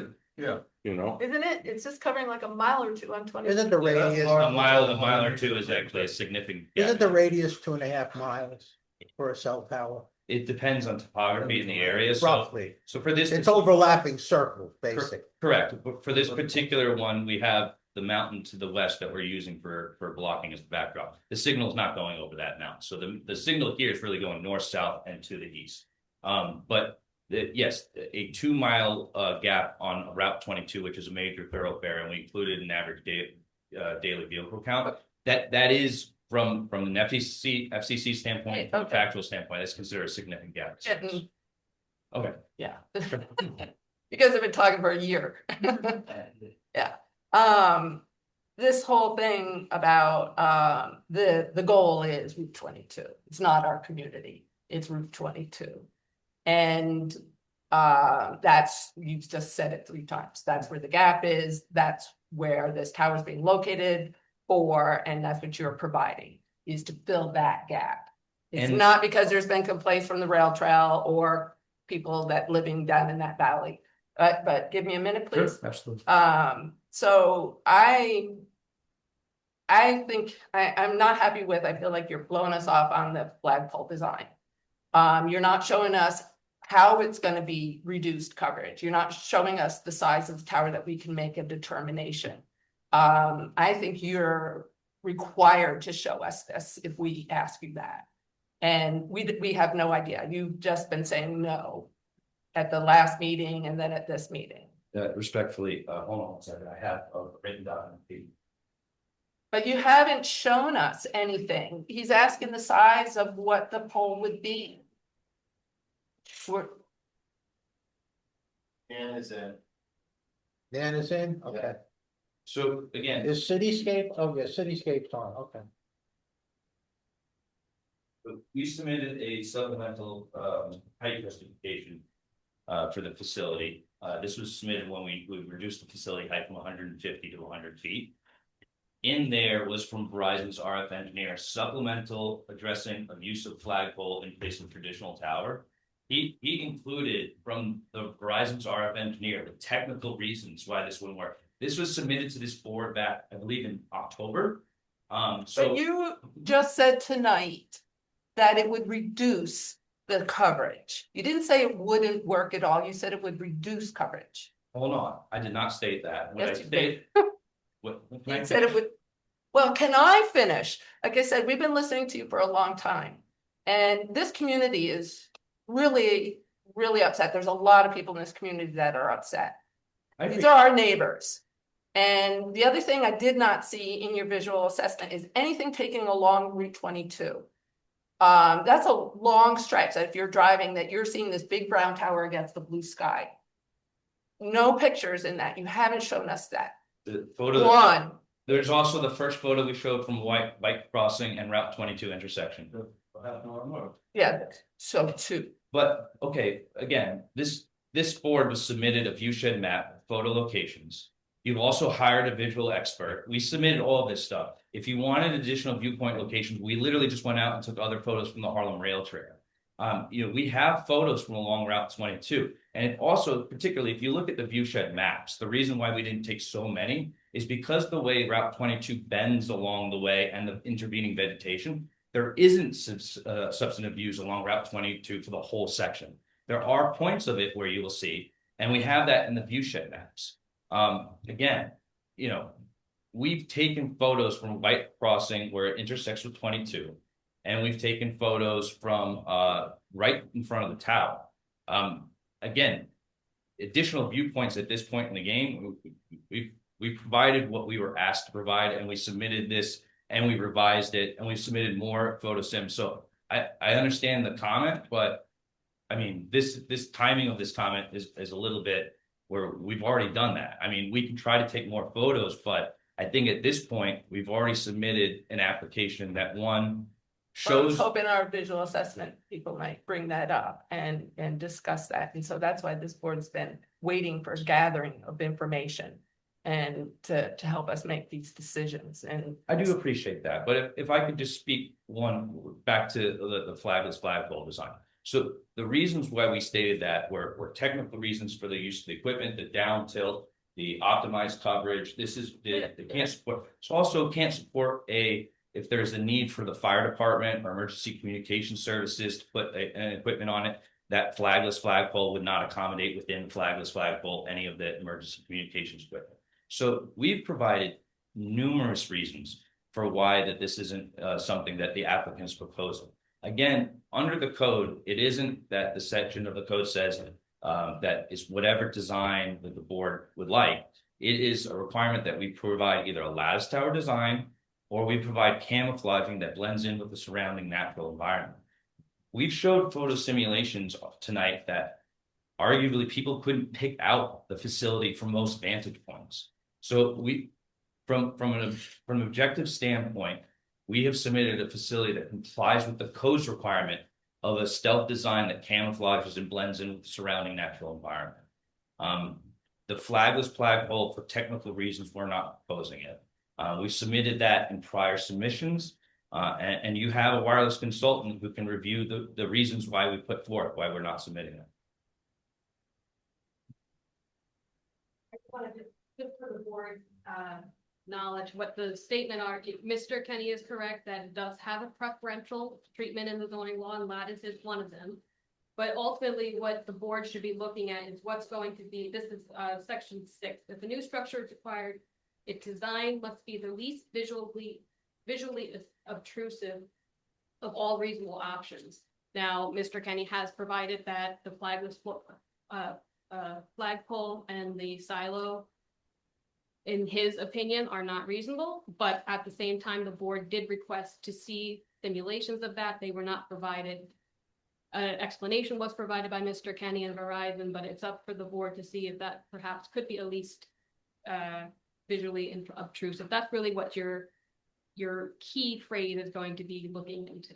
It's just wanted to just say, and just to say, you know, the board does have the ability to ask for alternative color schemes and disguises for telecommunication. Again, your idea is to look at what's going to be least obtrusive with reasonable options as well. So just for the board's understanding and consideration. Yeah, President, please come. I believe, right, the flagpole option was also gonna be so much higher that it needed a variance. That is correct. We needed an additional variance and So it just seemed like that was not really the greatest option at the time, and we discussed other. Yeah, I got mixed feelings about whether a aesthetic. variance would be gotten or not gotten, or if we could even tell them to go get a variance, so. It's, we got a conundrum here, so we have to find a way to move forward, so. The other question I'd like to talk about, which is around the road too, is, How many miles can you see it? I think that was one of the questions that we asked at the last meeting was, how many miles on Route 22 can it be seen? That right now is intended to show that. Okay. so it is just beyond, if you see the blue touches Route 22 before you get to that 1 mile marker. So the smaller interior circle is a 1 mile radius. And you see the blue is the areas where it's anticipated visibility. And again, when we say anticipated visibility, it could be the top like 2 inches of the tower. It's not distinguishing between the full view of the tower and the top view of the tower.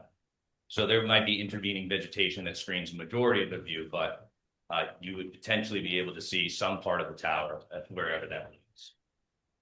So it is A again. little over a mile. What? A little over a mile. I would say within that it's less than a mile, but yeah. It's a 1 mile. Yeah, it's a 1 mile, 1 mile radius, but I think it ends on 22 on the orange, right where you get to like Whitehall Crossing. And if you go down, it's kind of seems to start getting off of the Route 22, right almost where that intersection is diagonally. Have you Please seen, Conopus, or have you seen cityscapes, Wes? yes, I did review Cityscape's most recent report, was sent Okay. to us last evening. There's 5 indications of what might have been proposed towers in the area. And 4 of them don't exist. I don't know what this is to explain. There is a tri-state public communications tower, which, I guess that's the one furthest south. Is that in Millerton? I don't know what these other 4 reference. I'm kind of. That doesn't exist. Sounds like they were proposals that never got built.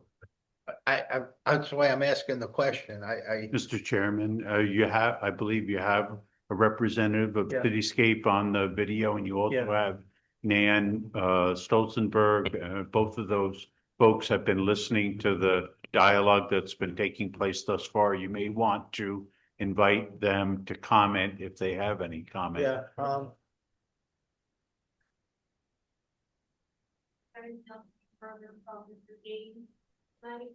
yeah, Yeah, okay, you like me to stay on for a bit longer? yeah. oh, no, I don't think so. I don't know if you were getting outside of the visual. Well, it is about the visual stuff is my questions. No, I mean, I just wanted to just know if we were going. Yeah, I'll let them hang in there a little longer. I don't think we're gonna go too much. You can just, longer. yeah, decide it. Who's on from Cityscape? Sue? If you folks don't mind, I will stop screen sharing, but I can bring this back anytime you ask. Thanks, Matt.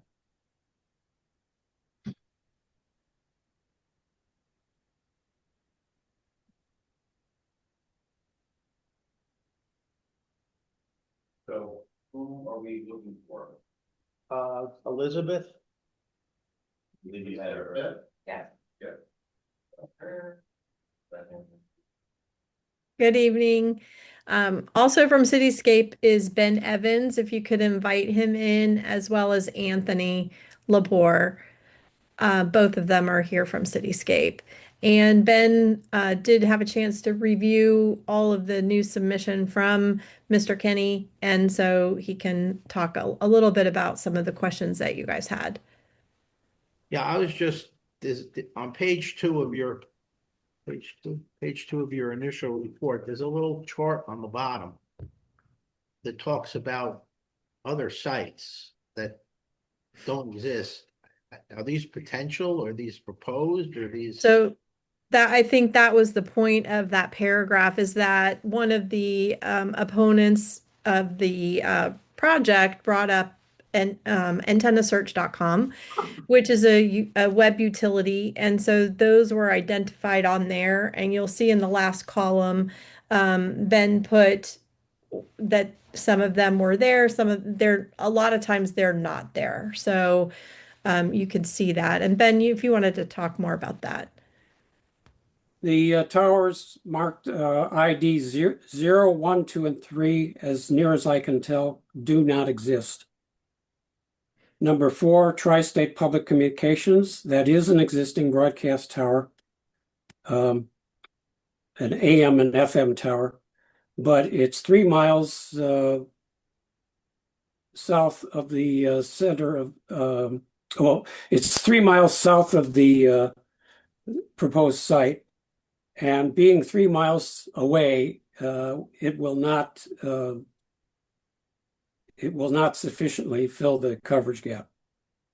So that's the existing tower is out of the range. And these 4, we just don't, they're not proposed, they're not existing. They may have been proposed at one time, but nothing apparently was built at any of them. All right, so they're not coming down the road, as far as you know.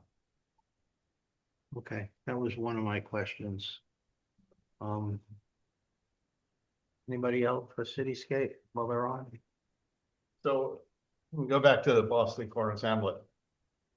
I'm sorry, yeah.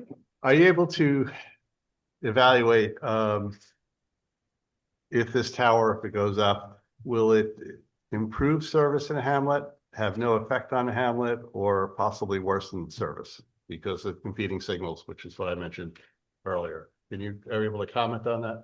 As far as Boston Corner, I can only go by what's I'm trying to add one thing. We asked for some information on this in the last meeting, and I was kind of dismayed to not see any mention of it in the report. So if you need more time to go over and look at this issue, that's I understand that. Well, I did look at it prior to the meeting, and I can tell you what I found.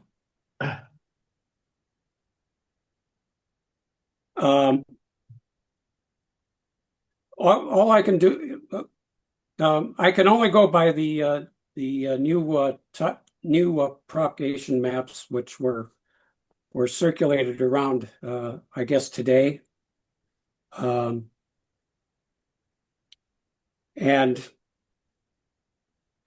these propagation maps are very useful, except that they're very lacking in detail as far as the side streets go, the local roads. You can see the highways, but you can't see the roads that go through populated areas. Now, what I did was I took this map for the mid-band and for the 700 megahertz band, and I tried to plot what I believe would be the center of the hamlet of Boston Corners. In doing that, and I hope I'm accurate in where I plotted it. And what I see looking at the maps with that dot representing the hamlet is on the mid-band. I don't see an improvement at that. Can I ask one favor? I understand you're looking at this right now. I'd really like to get something in writing that we can look at, that we can add to add to this report that we have. Yeah, you can have something in writing. All right, I'd rather have that than have you flipping through stuff right here where I can't see or follow too much what you're doing. Okay? Okay. Well, should I continue? That's right. I didn't mind if you would just finish his thought. Yeah. I can continue. Oh. Yeah, go ahead, Ben. Oh, okay. Like I said, on the mid-band coverage, I don't see, maybe I need to look at that, Google Earth image that David was referring to. But on this, but on this map, it just shows an ordinary map and not a Google map. I don't see improvement at Boston Corners on the mid-band. I do see some improvement on the low band, the 700 megahertz band.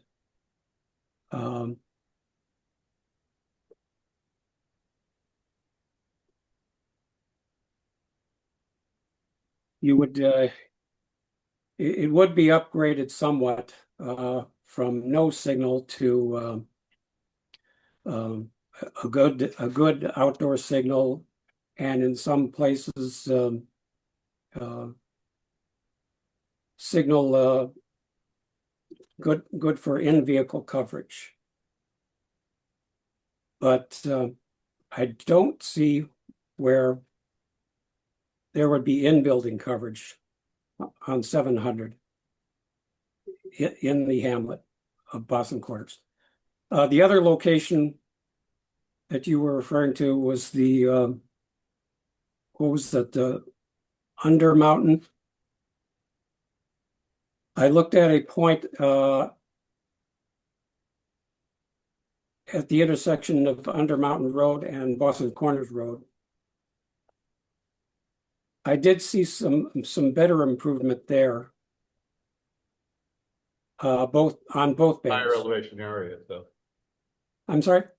Oh, that's a slightly higher elevation area. Mm-hmm. Yeah. As you go east, the area does improve. On the mid band, according to the map, the signal would be upgraded to good outdoor and good in-vehicle coverage.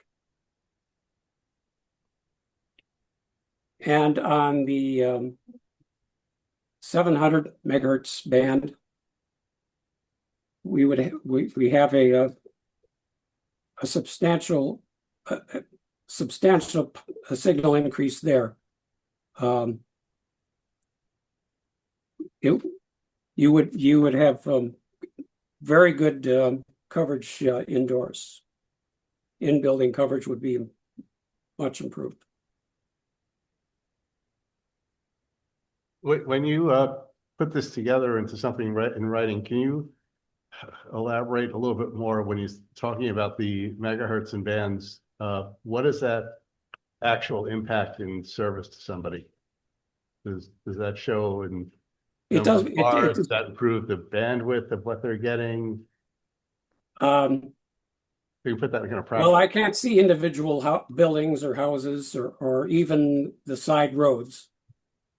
So, if I had something from Verizon that I could project onto a Google map, I'd be able to tell you which buildings would get what kind of coverage and which roads would get.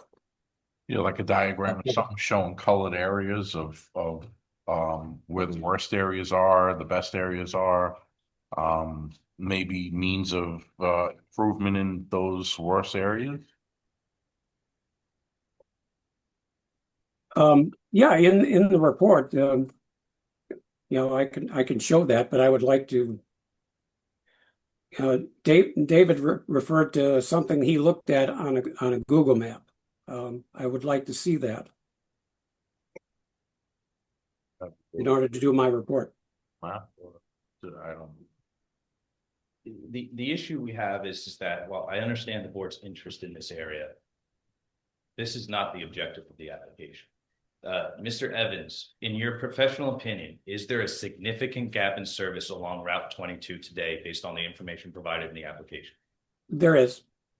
Okay, so we have to fill in the significant gap in service. And so I understand maybe there may be more service needed in other parts of the town. And, you know, I'm sure for another application or for just in helping with the town, we may be able to work with the town in helping it as a good neighbor. But with this particular application, our coverage objective is to get on Route 22. And so we're filling in that in the surrounding areas. There's the farmlands and all that. And as you know, we had public comments making statements regarding people who were logging and working in the farms that didn't have the ability to make 911 phone calls in this area. So we are trying to fill in that need. Look, I understand completely what you're saying, but I have a responsibility to go over and to my community's planning board to ask these questions. And this is our consultant. And one of my questions was, is this going to make service worse if we have two towers that are competing? And I ask you that question. We have to turn the same question to our consultant to get the same answer. And that's all I'm doing. I ask you the questions. And I'm just asking him the questions. I'm disappointed that they didn't provide more. I really prefer not to have an ad hoc opinion of what he's doing. I'd like to have something visually that I could read and look at. It may not make any you have your points and they're, valid points. But I think it's important for us to understand how far this reaches, where it doesn't reach, and what the impact of it is. It's the impact of the propagation map that I'm looking at on that community. And I think that's a completely valid question to ask about your tower. I agree. Also, it's in the best interest of our residents who are going to tolerate seeing and dealing with the tower to have the most coverage and to understand the coverage that they're getting. And you were talking about, that's what you're asking for, is the possibility of showing what areas are lacking, what areas are better, and to get a little more detailed. I mean, yes, Route 22 is going to have service, but are the houses in that area, or the people who have to deal with it, going to have the proper cell tower, the cell service that, you're proposing? You know what I'm saying? Yeah, well, it seems like the only thing you would be asking for is a new map that just shows the underlying streets better. Even without that, it's not a big deal. It's not a big deal, but then it takes me time to get to you. Now we're out another 2 months. This has already taken over a year to get to this point. And the code doesn't require that any application that comes before you covers the area specifically that you want. And Mr. Evans did say in this, when the 3 locations he just went through, he did not say that it was going to be worse signal coverage. He said he can't see the exact street to know if house 4 or 6 is going to be covered, but he said it would be upgraded to on-street coverage and in vehicle. For each location, he said it would be upgraded. So if I spend another 2 months going back and forth with this to show you maps for underlying streets, his answer is not going to be any different. Is it going to take you 2 months to figure out? Well, we're not looking for each house. Understand? No, we're not. I'm going to show you the same This exact guy's map. getting it. This guy's not getting it. This guy. We're just looking for. We got a hamlet of a certain amount of people that are going to be there. We just want to make sure that those people get the coverage that Or if they're not getting coverage, honestly, that I can say that you're not getting coverage out of this. And I don't think it takes a lot to go over and answer these questions. I think they have all the information they need to answer. I would just like to get something in writing as part of the report. I think it's an important part of the report that they do. So there's a couple of factors here. One is that, so there is a tree clearing restriction here. So if this application goes beyond an April 1st date, then there's almost like a 7-month delay before we can build. So there is a pressing need to make sure that we try to get some sort of decision regarding that at least allows us to remove the 7 trees that were being removed. So that's I'm just explaining part of the reason for the push here. The second thing is that the request of whether or not there would be worse coverage. This is the first time I've heard this tonight. The last request was, would this provide some coverage to the Boston Corners area? And I believe, although it wasn't included in his report, I believe he stated that worst coverage was something that you answered already. I just talked about is a signal going to get stuck bouncing between 2 weak signals. And so, and you gave an answer to that, but this is our technical consultant. That's, just take the same question and turn it to them. That's all. I have no issue. And so, I mean, if it's the same answer, he's going to write the same sentence. That's fine. I'm just trying to bring it back to the whole reason why we're a little bit about, we don't want to move forward with providing this information and going down a review on that part of it is because let's say the application doesn't provide any additional service to Boston Corners neighborhood, and we're still filling in the gap in service. That is allowed to be done. We're allowed to put forth an application to fill in the gap that we're seeking to fill. The issue again is that, you know, we're now looking at issues and in areas that isn't our coverage objective, isn't the reason why we're here, is not the significant gap in service. And the code doesn't require this language. I do understand the goal of having the fact finding, but this particular applicant has proposed a facility that is code compliant to fill a gap in service that your expert just stated is a significant gap in service along Route 22. If there's additional beneficial coverage, that's great. But again, this additional beneficial coverage that we're talking about is not the coverage objective. So whether we're providing it or not, that's not the contents of our application. It might be an important interest for this board, and we're happy to provide that information aside from the application. But for this particular application, we've made an argument that there's a significant gap in service along Route 22. Your expert has confirmed that significant gap in services exists. We actually reduced the height of the tower from 150 feet. Let me back up 1 second, okay? I brought this information back up in December, okay? Nothing showed up in our applicant report. We were here. We would have been happy to have another meeting in January, but you guys weren't here. So when you talk about time going by. January meeting was canceled on us. January meeting was canceled. That's not, we didn't show up to a meeting. The January meeting was canceled. Well, my understanding was canceled because there were no new submissions or nothing else. No, it was canceled because of, we actually had made a new submission. You're reviewing it now. Like, we had a canceled meeting because we were told that there wasn't a quorum. Okay, my understanding is that there wasn't information to review at the time. We did not have. I'm just telling you my information. Anyway, I don't see why this is such a difficult thing to do and why it presents such a problem in terms of this whole process to go over and just, I mean, we have a technical consultant to go over and answer questions for us. The tower does extend in some way into that area. We're just trying to understand how far it extends and what it covers. And to me, that seems like a very reasonable question for looking at a tower. I have no problem with Mr. Evans revising his report to answer your That's question. all I'm asking for. Well, you can demand that of him now, and that's fine. But the idea of me making another submission now to show you a little understreet, which he's able to figure out, there's an upside street to figure out. Yeah. And he just did, and he answered me verbally. Him making a submission to clarify his portion. Yeah, that's all I'm asking for. I mean, he's not sure where the Boston Corners Hamlet is. I just wanted to. If we have a full and complete application, we're torn because you wanted the tower shorter, which is going to create less coverage. At the same time, he wants to cover this area over here, but you want a shorter tower, and we're getting ping ponged around. The height difference didn't make any difference in this area, apparently. What's that? The height difference didn't make any difference to this area, as far as I know. The coverage objective, it didn't make. It might not make any difference. It made a difference, and it's even in Mr. Evans's report that the 145-foot center line covered better. What we showed was that the gap in coverage could still be filled with a 95 center line when we had the new RRHs. I do appreciate the comments point, but you have to understand, if this takes beyond that April 1st date, you've added an additional 7-8 months to construction of the facility, which we've had people comment and complain that they can't make 911 phone calls.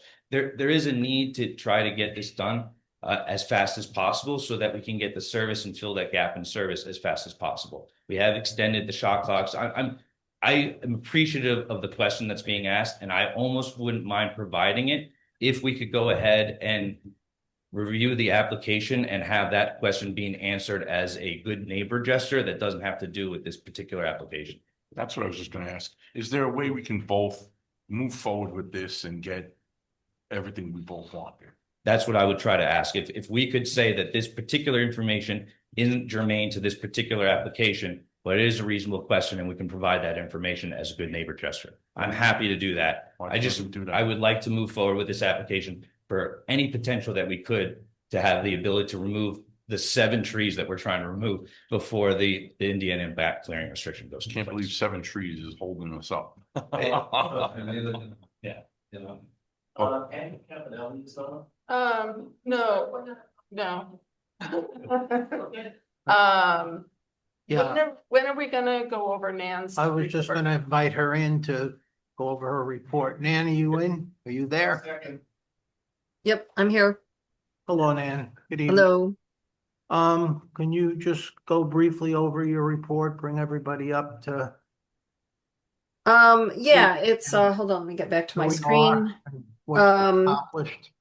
Yeah, so it was the memo is really to reflect movement and responses on the I think there were 13 items from my December memo, and I received information both from the applicant and from the planning board on items that have been taken care of already. And I think from again going back to some of the technical things in the December memo, they were a lot of them have been addressed. I did ask the applicant to prepare, I don't know if we have to prepare another map, but to ensure that clear limits of disturbances are shown on the maps.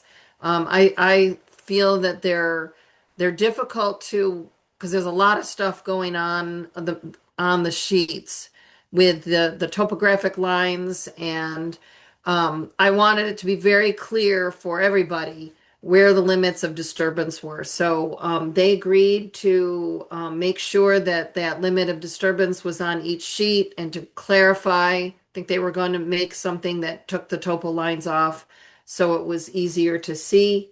We talked about the operation and maintenance plan, and my concern back from the December memo was that if they're going to use existing trees as screening, and that's showing on the site plan, then the operation and maintenance plan also needs to ensure that those trees are maintained.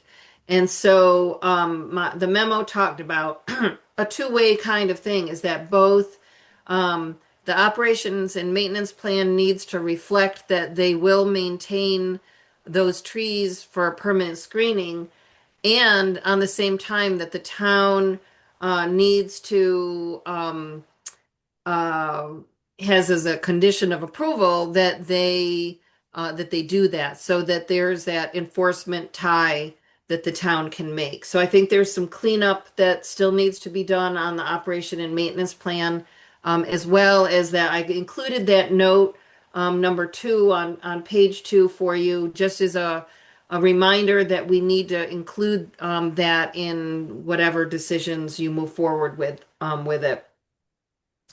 I think that, I didn't have any other related to the December memo that I had. I didn't have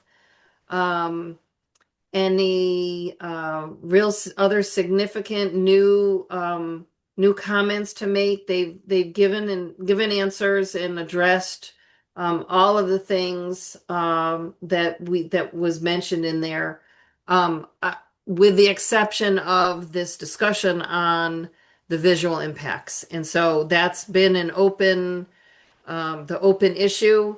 And I guess I would just ask the board to kind of think about that, that when, we all recognize that the aesthetics of this is a significant issue, because of the location in the scenic overlay and the emphasis that the community has placed on the visual character of that area and the whole town. So when we look at visual impacts, I just jotted down a few questions that you need to really think about, whether you can answer them yet or not. Getting at the question, ultimately, are the visual impacts significant, which is really what seeker is asking us to do, we have to, what does that mean? Well, we have to look about things like what degree of change will there be? Do you have accurate information to make that decision? Have you considered all of the reasonable alternatives? Why was the selected option for the design, whether it's a lattice or a monopole or a flagpole, why was that chosen? Do you have rationale for choosing that one? And have the mitigation measures that have been offered meaningfully reduced the visual impacts? And then also to look at, does the public benefit for filling this gap outweigh a permanent visual change? Those are kind of the questions in seeker that we need to discuss, and the planning board needs to discuss to get at ultimately the bottom line. Is there a significant adverse impact?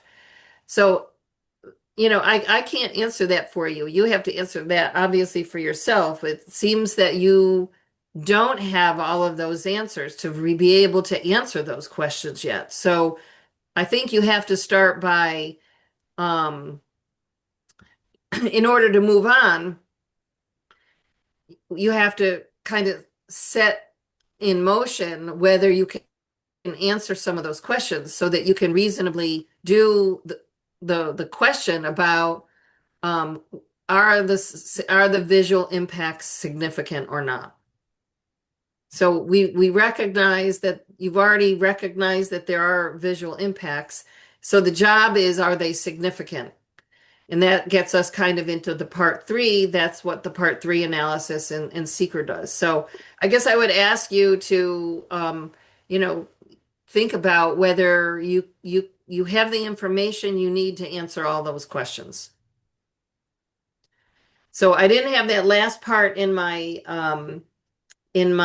memo, but I just, as I was listening to you, those are some of the things that came to mind. I don't know if that's helpful or not. If I could ask one question. How do you make that determination on the design of these towers to aesthetically approve something that everybody's got to look at this point? Aesthetics are in the eye of the beholder. Yeah. And it's a personal opinion, what you like. I know, That's but what I do for a whose living. personal opinion? Is it our personal opinion? Yes. Is it the community's personal opinion? Is it what works better for the community? I think the You first know. question that you have to consider is that we have the brown monopole that has been submitted, and we have the lattice design. The lattice design that has been submitted. There's been discussion extensively tonight and at the last meeting about the flagless flagpole and the silo. I guess one of the first questions that the board should be asking is, are you satisfied with the monopole versus lattice, or are you still wanting information about the silo or the flagless flagpole? I don't think those work. I don't think those even fit in the equation, Okay. because that's gonna involve a lot more figuring out. They're already saying that the flagpole's not gonna work for their application. Both of them, the silo or the flagpole. There's a lot of variances and variables to make that work. That'll push this out, a long time. So I think that's my personal opinion is we have to make a decision on the Monopole or the lattice. monopole or the lattice. And that's what we're being presented here. Yeah. And then how do we decide on those two items? We could have a different opinion. We were just talking about looking at pictures. In some pictures, I thought the lattice looked pretty good, and in other pictures, the brown monopole was disappeared into the mountain. So who makes that decision, that's, But the thing that you should be looking at, so I don't know how the rest, thank you, that I know that's, I don't know if anybody else has an opinion on that, but I guess if we're between perhaps the monopole and the lattice, this might be a good discussion with the board to decide which one, there's going to be pros and cons to both. I think it's been clear that that's going to be the case, but perhaps we can have a discussion now as to which one if you're ready to discuss it, which one you would like to go forward with. And I think once we choose that tower, we can continue on with the review through the visual assessment that Nan can help us with through seeker and just the rest of the application. Can we make a decision with us deciding whether the flagpole and the silo is completely out? I mean, I think that's our first decision. That I would say that would be your first. decision, And then because I after think if we you- decide that, then we could decide which Lattice versus mono. lattice, monopole. What do you think, guys? I know what my feelings are. I don't think physically the silo works because of the proportions and the height. It's just gonna look like a monstrosity. The flagpole has a lot of. The flagpole has a lot of negatives. Disadvantages for them. Not for everybody, because you're not gonna have. We don't know that. They haven't shown us. Just explain to us. He hasn't shown us a plan of the coverage on Route 22. With that, he's just saying, no, it can't be done. But even, We said but coverage, even the like fact visual that coverage. the height is gonna be extended past the point of a variance, we need a variance of it. And it's gonna get I don't know less, that you got less, that information. He's just saying that we haven't, our consultant did, can you give us a minute? Absolutely, but I have to correct the record when you make. All right, well, you know what? We're having a conversation. We're, I have to. all right, all right. I'm just saying, I just concerned that we might not have, or I'm feeling like, you know, Cityscape weighed in on this. It also agreed that it can't be done at all, that there is absolutely no service on 22 with that. can we ask them your concerns now to make Yeah. that decision? I don't know if they, Is that possible, Jill? Can we get them to Cityscape? to did they at least answer- respond? They did, At I least did not answer see, that question about the flagpole and the silo? I If did it's not going- see in their last response that they replied to that. You want it in writing, that's a different story. They can't do it at the moment. Right. Right, because the last meeting, there was no decision on that, or. Yeah. Right. Okay. Excuse me?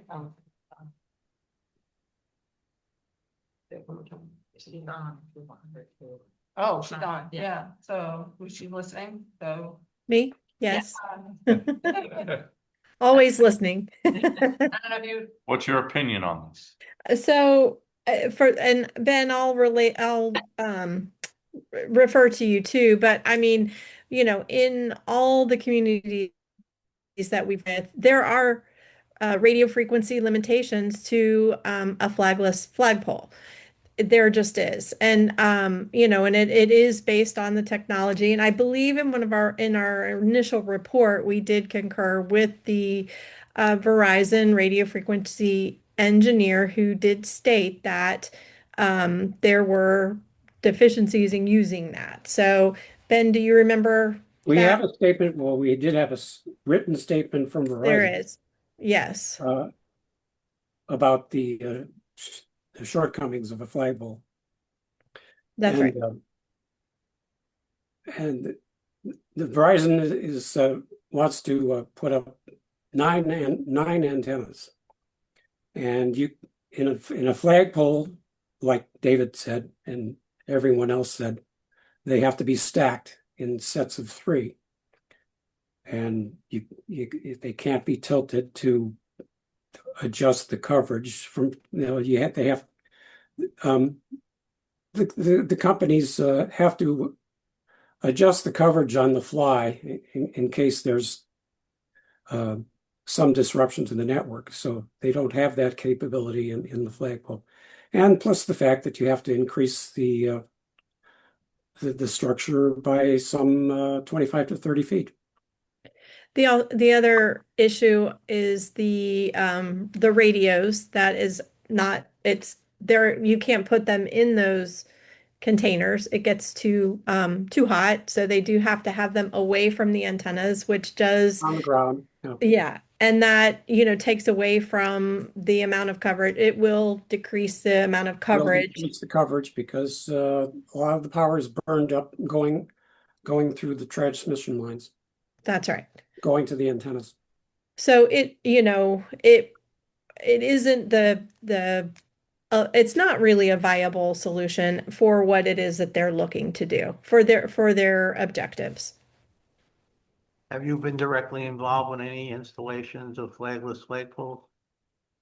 We have, it's, in the areas that we were, that they have installed those, it's usually, there's usually one carrier, maybe two, that can fit in there. And then again, but it is a very shorter coverage distance, and it's very flatland. There are no, there's no terrain elements to consider, topography. Have you seen the coverage if we use the flagless flagpole rather than increasing it?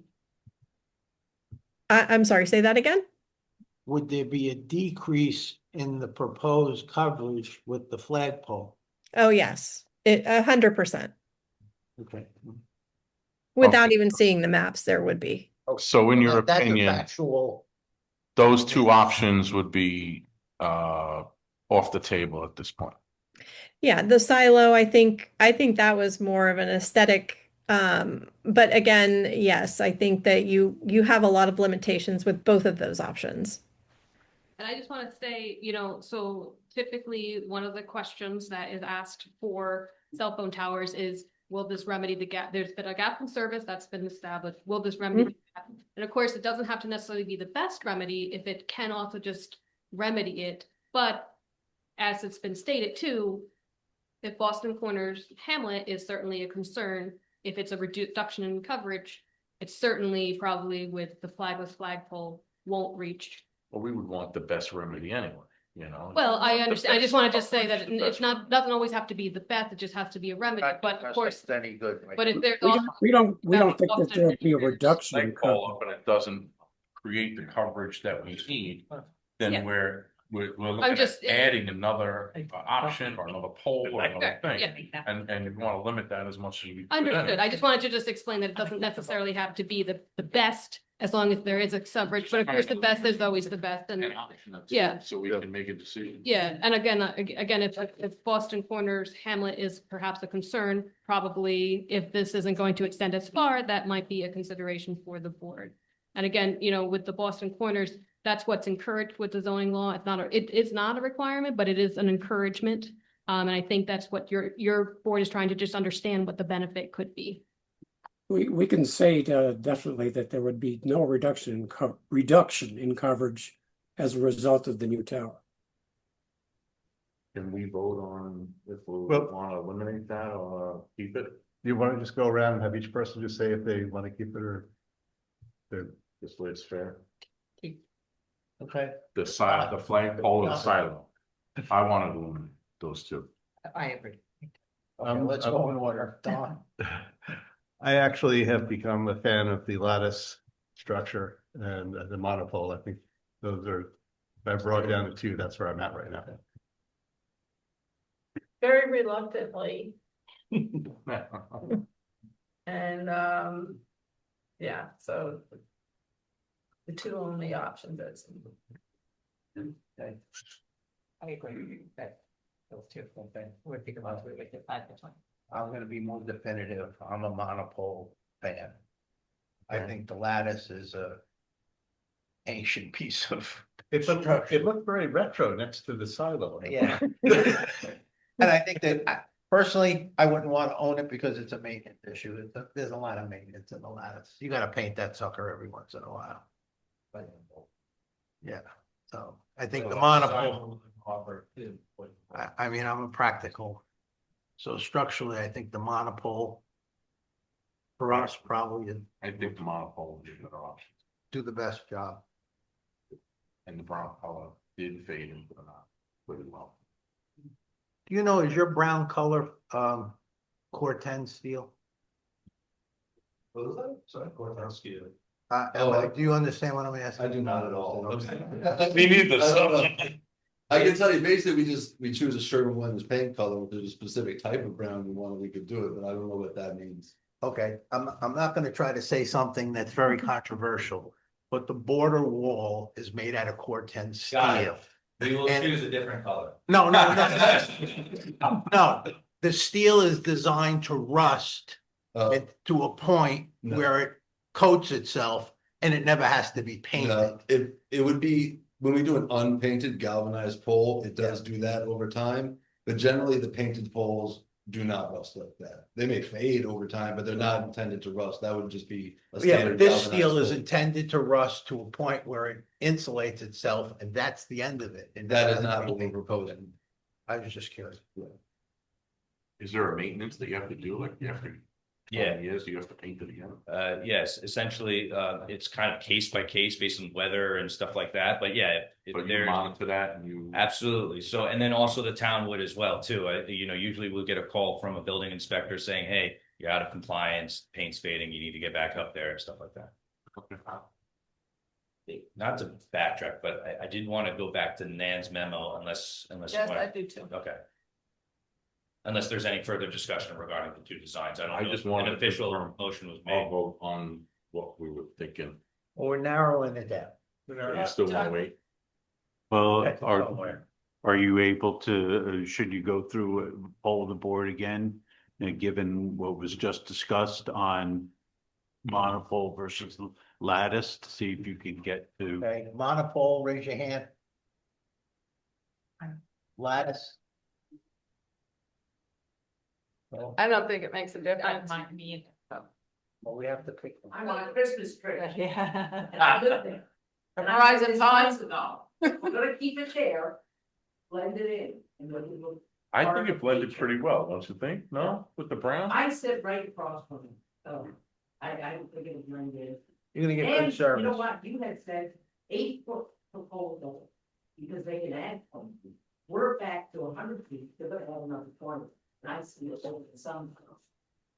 Sorry. I understand. Just the statement regarding that, if they made an application or future applicant made an application to increase the height of the pole, there is an eligible facilities request law, but that still would have to be reviewed by the town and concealment elements would have to not be defeated. And also it would trigger a variance, so it would have to go through the zoning board of appeals review. So it's not automatic. No, Correct. That was the way it was. especially with a originally. variance. Correct. It would be another board would have to. approve. So they couldn't do it on that. Yeah. It would be an eligible facilities request application, but it would be for another board to decide. And if we're proposing a stealth pole that is brown painted to blend in with the background, if they defeated that, then that would be a component of the application they would have to rectify. If you increased it above the ridge line in certain areas, maybe that would be something that would be defeated. This is all speculative because I don't know what the next application is, but it wouldn't be this board's review. It would have to go through the zoning board of appeals. All right, but we're not ready. So I yet. know that this has been a question about the eligible facilities request. And I know that the board has asked me, so I did have this right here. So what it is that if there is a certain extension for a modification or co-location that meets certain requirements, it has to be submitted, an application is submitted to the board, but as long as there's not what's called a substantial change, the local board would have to approve it. It has to be shown that it's not a substantial change. And one of the things that prevents it from being one of the things that would be shown to be a substantial change is it would be regarding the concealment is that if it would defeat the concealment element of the eligible support structure. So it's not just stealth, it's if we have a particular condition that it can't be above 100 feet because it's going to disrupt the concealment, that could be a way that it could protect the concealment. And it might be able to, it would have to be crafted in a condition to show that the height is part of the concealment. So it's not Status. automatic and it would require a variance if they added 20 feet. Yeah, I mean, I guess I would have to think if it would be a variance or a new tower, but if it defeats the concealment element and would have to be crafted to explain what a concealment element could be the height, could be the color, And it could be shut down before the variance even started. Yeah, it's more that they would have to come in for another application. They would have to have a new application for the issue. But just wanted to just explain that that's, So that could be something like a resolution. it would be a condition. A condition. Yeah, but it would have to be explained what the concealment element is and to make sure that if they were to come in for an additional co-location, that it's not going to disrupt that particular element. Okay. We're not, I mean, just to explain that, because I know that has been a discussion of the Yeah. topic.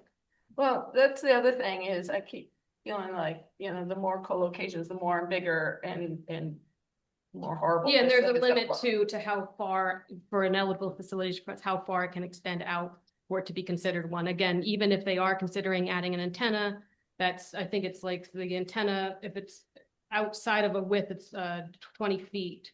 But again, it has to make sure that there's not a substantial change. That's for after this. Yes, Yeah. that's for after, yeah. That's it. Really another app. We were gonna continue with Nance. Do we need to, can we just? I just had a comment on Nan. I had a question. You can start though. That's fine. Yeah, so a couple of things, Dan talked about the trees, and I don't know if we would be getting into more detail to talk about this when we do the seeker, or if we should do that now. That was where I was going, so we're on the same topic. So my conversation with Nan, I don't know if you're still online, but Nan. I'm here.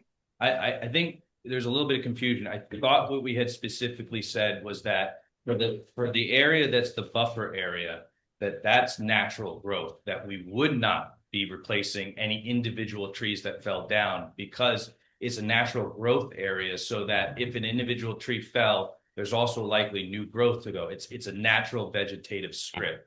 Again, that requirement that we have the 50-foot buffer area is a requirement of the code. That wasn't exactly the reason why we're not doing the landscaping.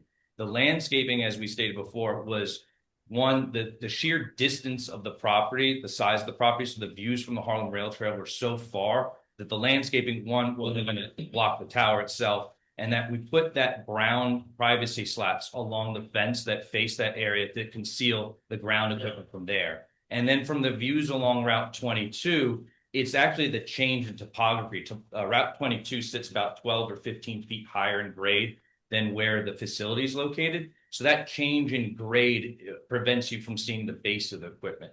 So that was why we had stated that landscaping from those two factors wouldn't really provide any additional benefit here. You wouldn't see the landscaping from Route 22 because of the change in topography. And then from the sheer distance that you would be seeing it from the rail trail, from the views from the east looking west, that the brown privacy slats would work. So I thought what we had discussed was that if maybe there was a tornado or something that like took out all of the trees, that maybe we'd have to do something then, and that unlikely. But if an individual tree fell down, that we wouldn't be replacing individual trees, because likely during the course of the project, it's natural growth, other new trees would grow as well. It's not like landscaping where we're trying to replace a 1-for-1.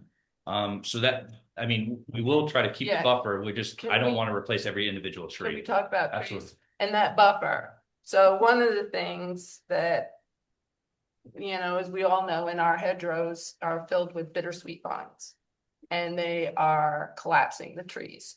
These natural areas that you're saying are not going to increase. They're going to decrease. I've walked that whole thing. And as far as like all of that view from that, you can see on 22 and along all those trees, every one of them had bittersweet vines on them. But the specific ones along Route 22 aren't in our buffer area. What is your buffer area? The 50-foot up to the property line along Route 22. What do you mean up to? What, I'm sorry, I don't understand that. So Route 22 has a little right of way that extends along the pavement. So there is a part of the Route 22 state right of way property that extends off of the pavement, right? So that's a portion of the state's property that's owned on Route 22 that has a lot of trees along Route 22. Do you know how far that is? Yeah, it's on our plans. But that vegetation there along 22 is part of the screening. Right. Yeah, but it doesn't belong to them. It doesn't. Correct. It No, but is it on the farm parcel?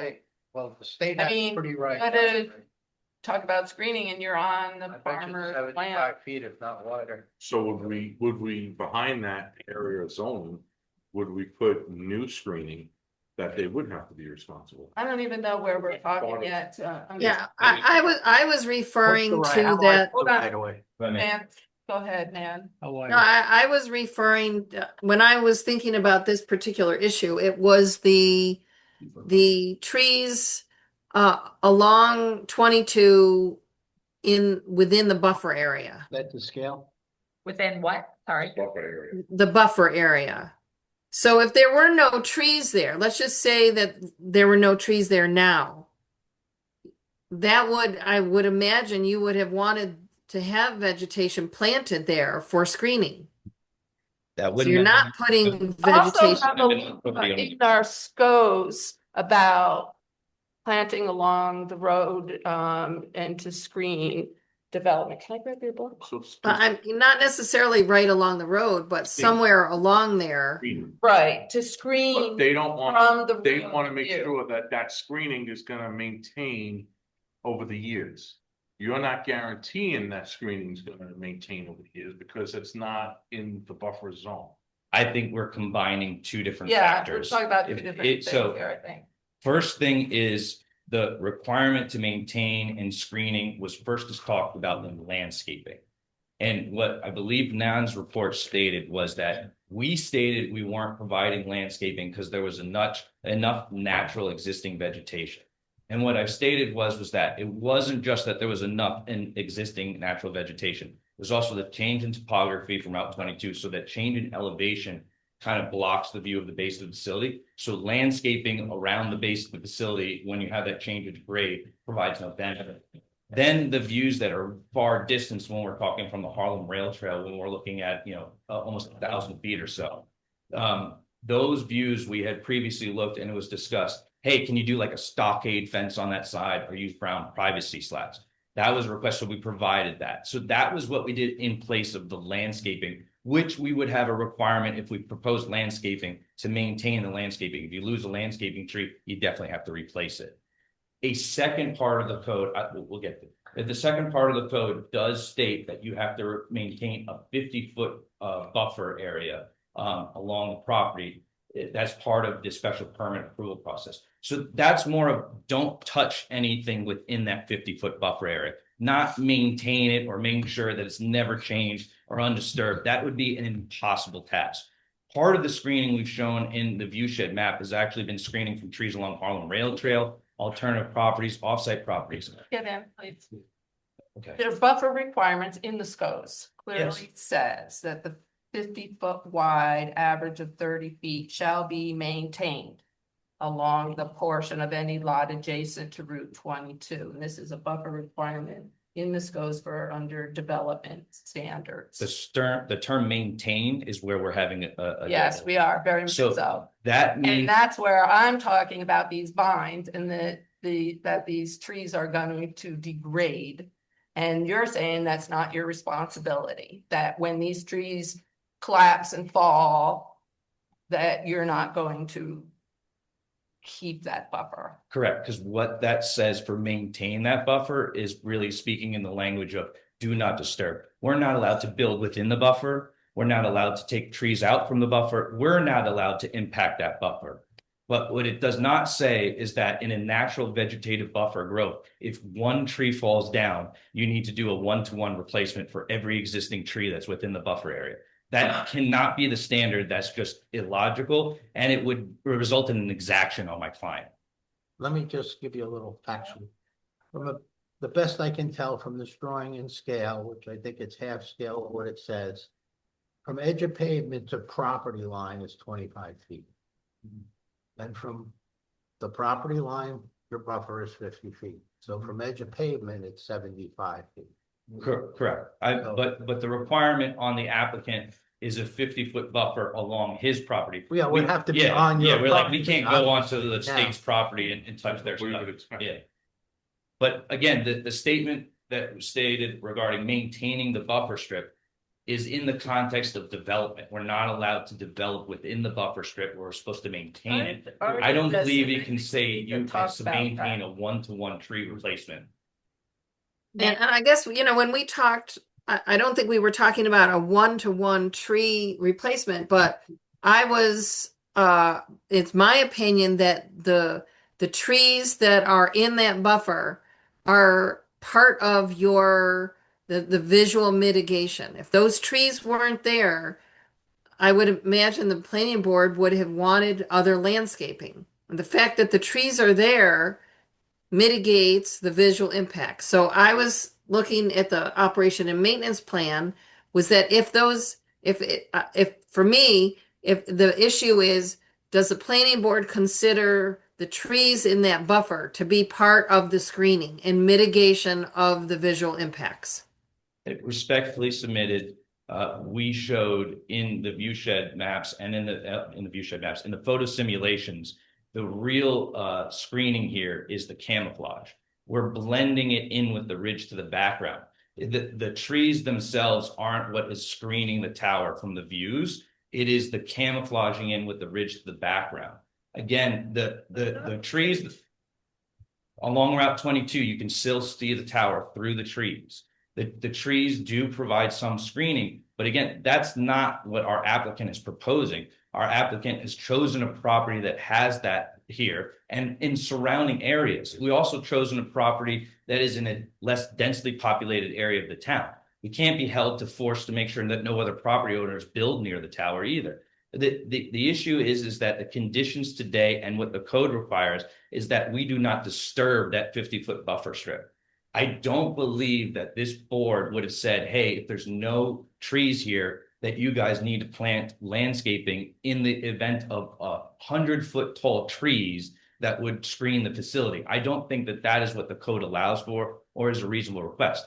Again, the statement in here, Nan, is that to maintain all trees and to replace any tree. So any die over the life of the project. That's the language I'm taking issue with, because that is asking for that's from Nan's report. That's in her I-1 and I-2, where she talks about the O&M plan to be updated to maintain all trees shown as screening. And the resolution will say that the requirement to remain trees and replace should any die over the life of the project. That's asking for a one-to-one replacement on these trees. And again, the buffer area is really there for us to not be in the buffer area. They don't want the facility 50 feet within the right-of-way property. That's really what the main of the buffer. It's really a setback. I don't think so. Can I ask something? Sure. Okay, so we're on 22, we're going by. Okay, and we do have some trees that you can't touch. We understand that. And what everybody would like to see is that as much of that tower can be blocked from that road, from that car. Okay, we're not asking for 100-foot trees. We're not asking to cover the whole entire tower. But what if, I mean, you're not going to be able to look up 100 feet from a car anyway. But what if there's a possibility of putting some evergreens there and they grow to 20 feet? And now you're looking at a wall, privacy wall of evergreens that, will make it a lot more aesthetic when you're traveling through there. And the rest of the tower can blend into the mountain at that point. You're going to have other people, especially who said she's across from it. You're going to see, but it's going to blend into the mountain over there. But you're in a car, you're at a lower level, you're not going to see 100 foot up. You're not going to see 75 feet up, but you'll see 20, 30 feet.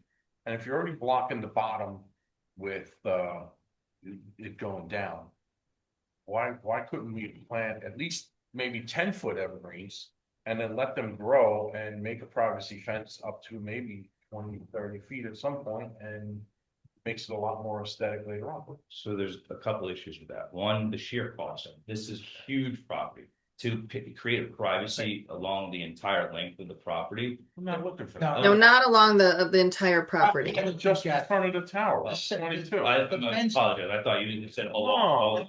The fenced area from this is 60 feet. That's Plant it. Just 60 something. feet of evergreen.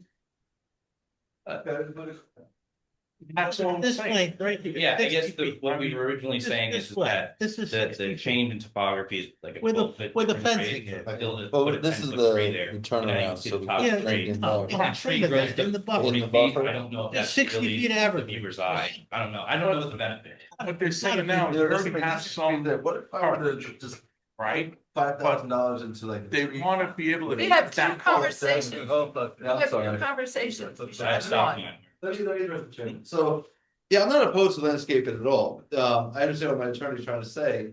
And I don't wanna put landscaping in the buffer, but it's gonna remove existing trees. But what if I were to start like a $5,000 tree fund, where if a tree falls in the future, that fund will be held in escrow by the town, and we, you could use those funds to replace the tree, or demand that I do it, and if I don't, then you have those funds to do it yourself. And we can have that fund in place in case something did happen in the future. In that buffer area there. I mean, you got a dirt driveway Yeah. that nobody's gonna see, it's dirt driveway, it's just where the fencing is. Yeah. Would you prefer that, or you want me to try I'm not to? so sure about that. I think, I'm not clear. We haven't looked, I can't see that. I just want to add that I do want to clarify that when I made this comment in my memo, I was not referring, and I should have said that, and I should have been clear in number 2. I was not referring to the entire road frontage and the entire length of the property. I was looking at that narrow band of trees that serves what I feel is a very important role in the buffer. That's what I was looking at. Front of the fenced area? I agree. I think it should be, some kind of, aesthetic Yeah, that's what I look want. I in have no front of it, problem. so. If you prefer the landscape in there, I'll do the landscape.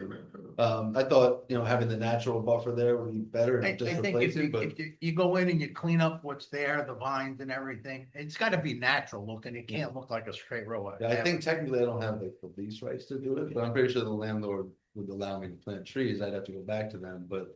If that's something you think is better and less risky, and obviously would then give you the right to, in your resolution. Demand that any tree I plant be maintained, as opposed to natural growth. I have no objection to that as a condition. We need to That's put this on the plan. I think that's exactly where Well, no, they could put it on a plan. Actually, speaking of the plans and going back to- Suggestion as the extent of landscaping, I don't see them planting the entire length of the property. No. I don't think they need to screen the dirt driveway. I had an idea that may actually help this and the other issue as it relates to the additional mapping. Obviously, I do need to try to get the trees down by March 31st, assuming this is gonna be approved. And the shot clock that under federal law, you're supposed to make a decision expires tomorrow. What if we extend the shot clock 2 months? Within the next month, I get you revised maps, at least so Evans can respond to you more fully about what streets are gonna be covered to answer your question. I revised the plans to include landscaping there. With the understanding, well, ideally, we would close the public hearing now, but since I'm gonna make additional submission. With the understanding that you'll close the public hearing in March. But that now, since technically I don't need a tree removal permit in this town to remove those 7 trees. You tell Ed and everybody in the town that I'm authorized to remove the trees now at my own risk and my own cost. So that I can give you 2 months to review this, look at the landscaping plans, you can then approve me in April. But I don't have to wait till November to build it, I can build because those trees are out of the way now. So tonight you'd be willing to grant me permission to remove those trees. I don't think extend the we shot can do clock 2 that. months. I don't think we can do that, but I think the farmer could remove this tree. Well, No, it's no, weird because, I get the state. yeah, So it would not be a violation of the code to remove the 7 trees if the landowner did it on his own accord. Is that what I'm That would hearing? be my opinion, check with Ed. Well, it would be a violation of feature for 670. Yeah. So you're considering that would be a segmentation issue, correct? Well, it just says, 617 says, but, after an application's been filed, you can't alter the site. I know, yeah. During the course of the No, I understand that. So that's our issue. So, We're not in a rush for this. I know, but. the Sorry, community- to be honest. The community does want coverage, and so people are in a rush for it, and we're hoping that nobody desperately needs this tower along with 22 and 1 time. But it does make a matter to me as the applicant, it costs me money. unnecessarily, in my opinion, to delay this another 8 months. So it is an important factor for me. And you know, the application is complete and compliant with the code, in my opinion, worthy of approval now. And you don't even need to do the mapping in the trees, you can just approve it, make it a condition of approval that I put the landscaping in regardless. So I'm just trying to find a way, and give you what I want, what you want, and not shoot myself in the foot at the same time. The other component is that I believe that the board has enough information in front of it, especially if it chooses between a lattice tower and monopole design. I think either of those two options, you could still, without choosing a particular one, you could, based on both options, still make a secret determination. So the issue that was just raised about removing the 7 trees is that the secret determination would prohibit us doing that until the secret, a neg deck or secret was completed. If secret was completed, the answers regarding the other service areas, the answers regarding landscaping, those could be provided and reviewed as part of the special permit and site plan approvals. And we could consider that those aren't some significant enough changes to change this board's opinion on environmental impact. I would just supplant that as a way to move forward with the application, still get the board the questions it wants, and also not create an 8-month delay in getting in a tower to fill a significant gap in service, which we have had people complain affected them in emergency situations. I think they. How about if we say you can remove those trees, but then the application fails, that you would replace? So no. you mean So what I'm the- saying is that, so for what we've just heard right now is that the town doesn't have a law that prohibits the tree removal. However, because this applicant has submitted an application that's Yep, you're undergoing not- secret, Right. we cannot remove those trees until Right. this board takes an action on secret. So Yeah. if this board were to take an action on secret before the April 1st deadline, and then we were allowed Okay, to remove okay. the trees, you can still answer the other questions before making a final decision on the application, but the important gating item would be removed. Secret doesn't affect anything with the application either. We're not approving the application. We're just approving Making secret. an executive- The big question So- on seeker is the visual impact.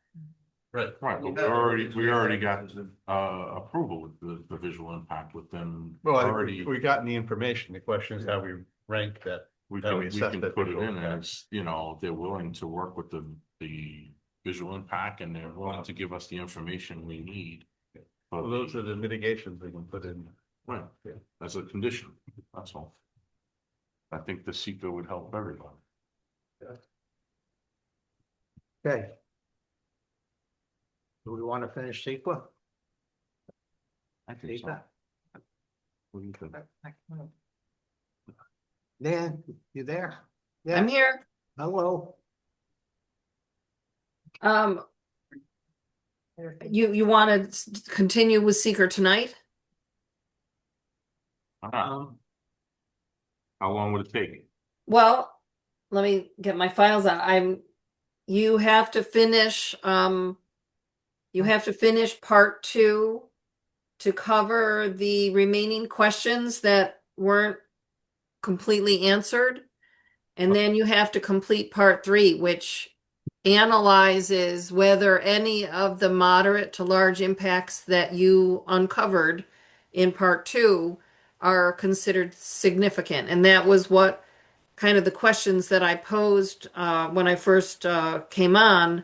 Those are some of the questions that you would ask to make a determination of whether the visual impacts are significant or not. So you can certainly go back and do, it was question 9, 17, and 18, I believe. Yeah. Okay. If I just, maybe one thing, just to put into context, when we're talking about visibility for SECRA, it is different from your code requirement. So visibility under SECRA is, they have a DEC visual policy. Mere visibility alone is not enough to create a significant impact for visibility. Nan should be able to confirm this. So you have to have an impact to an identified aesthetic resource. So I wanted to put that into the context when we're reviewing stuff. Nan, I have a question if you don't mind. Are you satisfied with the conditions that they have provided for us to do secra? In your opinion? I think the question is do you have enough information to answer those questions? So I think that you know, if you're satisfied that you've Yeah. homed in on the monopole as the design that you want, and then you don't need any other further information about the flagpole or the silo or, you know, of those other mitigations, that alternative sites. If you're satisfied and you can answer the question, is then say, does the monopole, have you mitigated the adverse impacts by having a brown monopole? I think that's what, when you get to part 3, that you have to answer that question. I don't think I'm the right person to say if I'm satisfied with it or not. Okay. And just for the record, right now, currently, there is no moderate to large impacts selected on the EA part 2.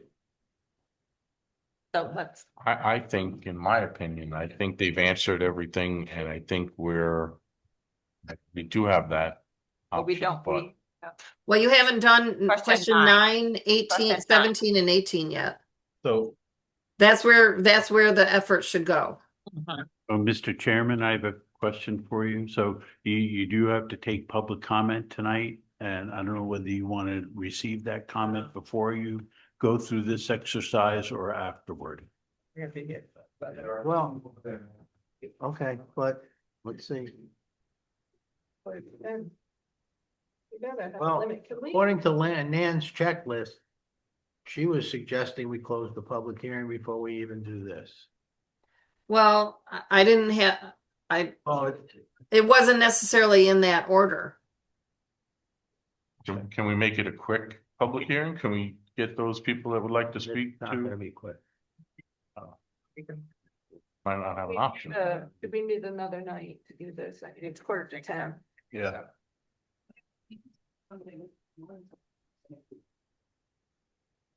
I mean, you continued the, We can just do secret tonight, keep the public hearing open. I mean, you're not gonna make a final vote on it. This is just for state review purposes. Keep the public hearing open. We'll do it again in March. We can take everybody's comments before you make a decision. Not even just focus on secret, just to get through the administrative process of this review.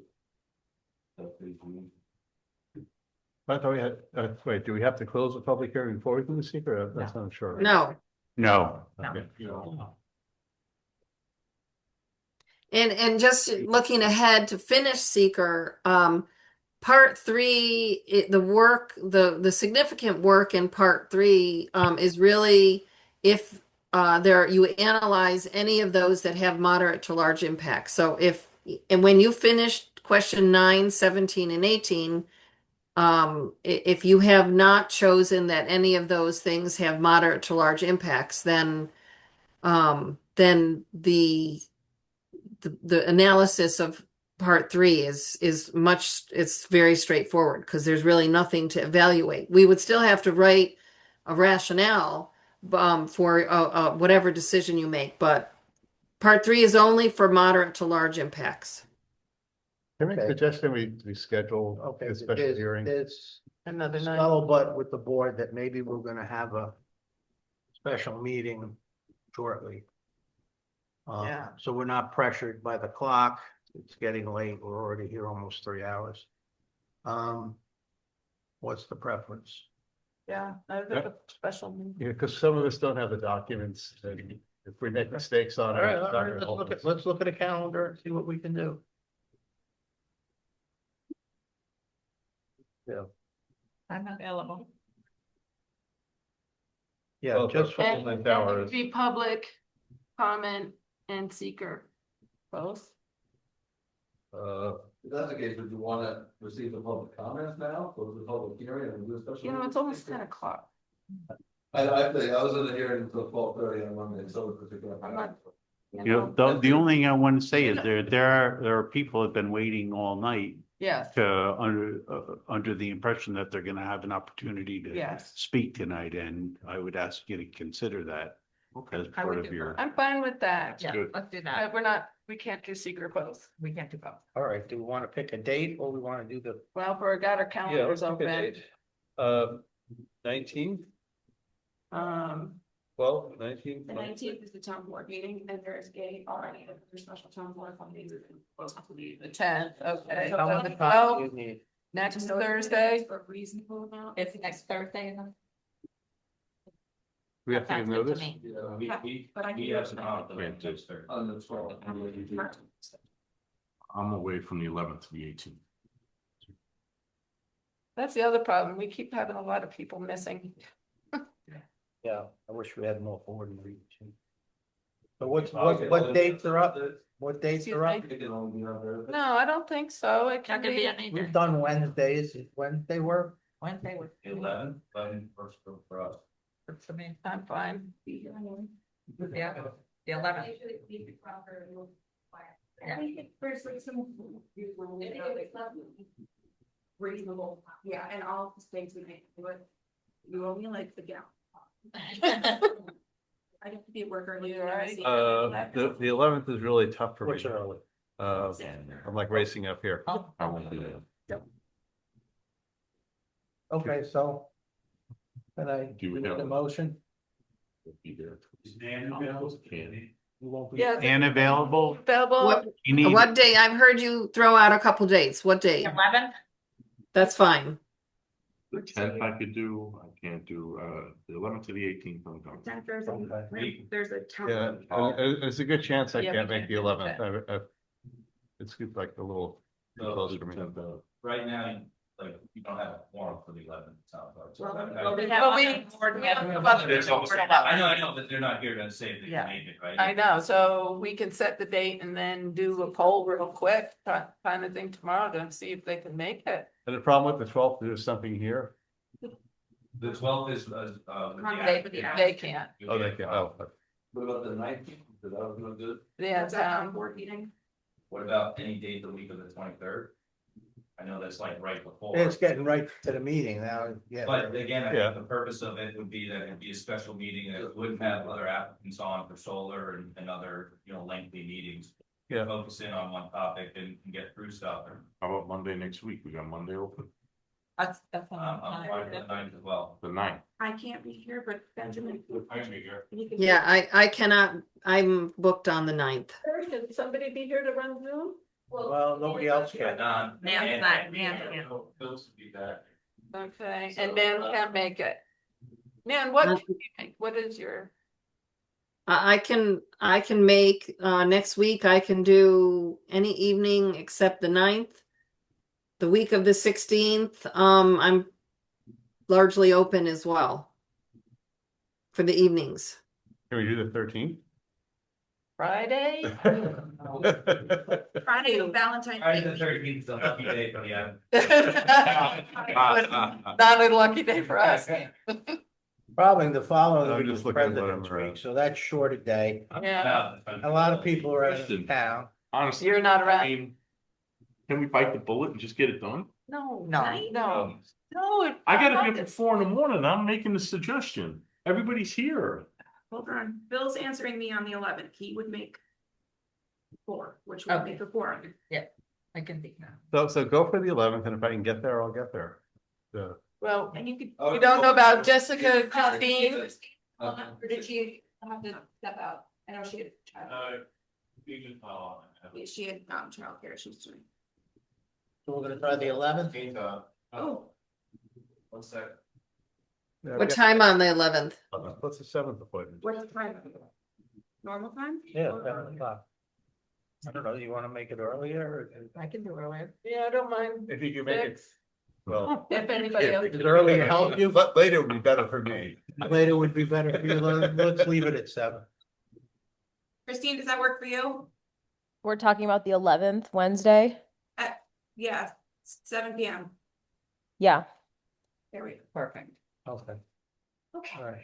We need a If we have to cancel, we'll cancel, and that'll only be because we don't have a quorum, but right now it looks like we have a quorum, so. We will be having a special meeting for cell tower, so can I get a motion to schedule? I make a motion to schedule the Hellman Tower special meeting for Wednesday, February 11th at 7 PM. Second. All in favor? Aye, okay, Okay. all right. All right, so we're gonna hear from the public. You need any of the, consultants, man or George, Dane on the? for then to do that. Definitely Well, Ann. No, for right now. Now, Here, right now, I don't know. I don't think so, I think they can go to bed.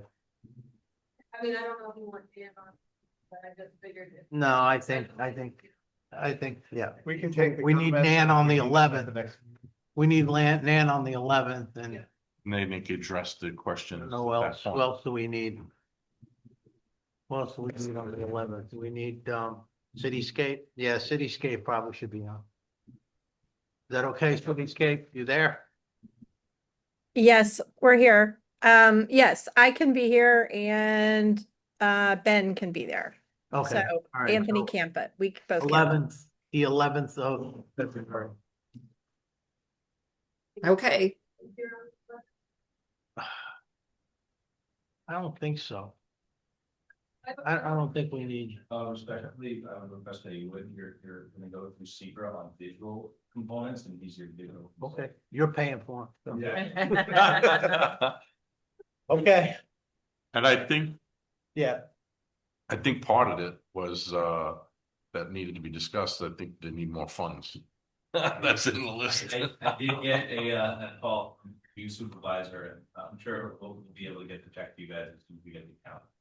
It's on my to-do list for Saturday. yeah, tell them not to put it in the court mailbox. It's just in red on the thing here, so. I know, but they came when nobody was here. All on board for the 11th, and you guys, and you. No, they're dismissed. Thank you. Good night. Good night. Somebody might as well get some sleep. All right, we're all good? Okay, anybody from the public that would like to speak? We've got 2 people live. Please be as brief as you can. I gotta get to the floor. You were gonna stay till midnight. I get it done. I would. All right, Oh. let somebody in and You get introduce y'all. themselves. What? Andrew? Yes. Good evening, everyone. Good evening. Hi. So my name is Andrew Campanelli. I'm an attorney. I spoke here before. Again, I handle cell tower case across the entire United States. I've been doing it for 30 years. And also litigating case under the Telecommunications Act of 1996. I have more than a mild amount of experience with this. The board has asked some very pertinent and very intelligent questions this evening. I want to address some of those questions because you've received some misinformation and you've received some areas where information critical to your decision is clearly lacking. So one of the important questions I heard, and quite frankly, I'm worried about you being stripped of your power by the Telecommunications Act. I don't want that to happen. So one of the important questions that board members have asked is, what about this adverse aesthetic impact? Who gets to say if there's an adverse aesthetic impact? Is it up to one board member, the other? Here's the test. It is up to you as the board. You, the board, are the finder of fact under both federal and state law. It is up to you to determine whether or not the proposed installation will inflict a significant adverse aesthetic impact, not just on any general area, but on what the town has described as its most valuable scenic asset. That's in your code, and that's in your plan. This is described by the town as your most valuable scenic asset, the Route 22 corridor. So it's entirely up to your hands, and whatever you decide is whatever you decide. Now, one of the things that the attorney for the applicant did is he made sure to get up and ask your consultant, have they established a significant gap in personal wireless services? There's a reason he did that. Because under federal law, even if putting this tower here would violate your code, You must grant their application if they prove on the record that a denial of the application would effectively prohibit an identified carrier from providing personal wireless services. Now, to do that, they have to prove to your satisfaction two things. Number one, that this tower is necessary to remedy a significant gap in a carrier's services. And number two, that their proposed tower is the least intrusive means of remedying that gap. Based upon the record, it is factually impossible for you to make that finding. And the reason is they haven't given you the data and evidence you need to make that determination, nor, unfortunately, has Cityscape told you to get that data. What blew my mind in this case is, everyone knows, this proposed tower, if it goes up, is not going to remedy your coverage issues in Ankrum. Everybody knows it. So you have something called a smart planning provision. The way local governments apply the Telecommunications Act is they apply their code in a manner that they strategically site towers to achieve three objectives simultaneously. You want to let Verizon saturate the town with coverage, but you want to make sure that they're strategically placed so you minimize the number of towers you need to provide that coverage. And you want to avoid, to the greatest extent possible, unnecessary adverse impacts on things like premium scenic resources. And the only way to do that is to require the applicant to give you probative data. And what is that? Cityscape knows what's needed. What you're supposed to do is get a drive test. Let the applicant tell you the minimum signal strength necessary to maintain reliable wireless service in Ankrum. They do a drive test and they record the actual signal strength throughout the entire town. You get the data. The data shows you the existence of gaps, the locations of the gaps, and the boundaries. That empowers you to make a determination as to where towers should be strategically placed so you can satisfy all of the gaps while using the minimum number of towers. There's a superior alternate location where in the portion of the town that's far more populated, the Boston corner. That's got a much greater population and a much greater need for coverage. But for reasons that I can't understand, Cityscape, in their first review, said, somebody did a drive test 2 years ago, but we're going to rely upon the propagation data provided by the applicant. Nobody should do that. And I'm very troubled by Cityscape, and I'm going to be very candid with you. I have watched Cityscape for years advise towns. There hasn't been a single case I've ever seen, and it may be in 2 decades, where Cityscape ever said that the applicant doesn't have a significant gap in coverage, including in cases where I believe there was no gap at all. And the fact that Cityscape hasn't even asked for you to ask the applicant for a drive test, when everyone knows this is not going to remedy your coverage needs, blows my mind. I just don't understand it. So what I'm telling you is this. You don't have the data necessary to enable you to make an informed decision. Even if there's a gap in service here, there is nothing in the record to establish that the proposed installation is the least intrusive means of remedying the gap at issue. You don't even know what frequencies there are gaps in. You heard CitySpec's engineer talk about mid-band, high-band. Verizon provides its wireless services on 10 different frequencies. And to establish a gap in service, Verizon has to show that its end-use customers can't use its phone to connect to a landline on any of the 10 frequencies. You don't have a drive test for any of those frequencies. And by the way, for your attorney, the case in point is Extenet versus the Village of Flower Hill, my case. And they showed Verizon went in and said, we have a gap in 5G service. You must give us the tower. No. They have to give you probative data that there's a significant gap in all 10 frequencies.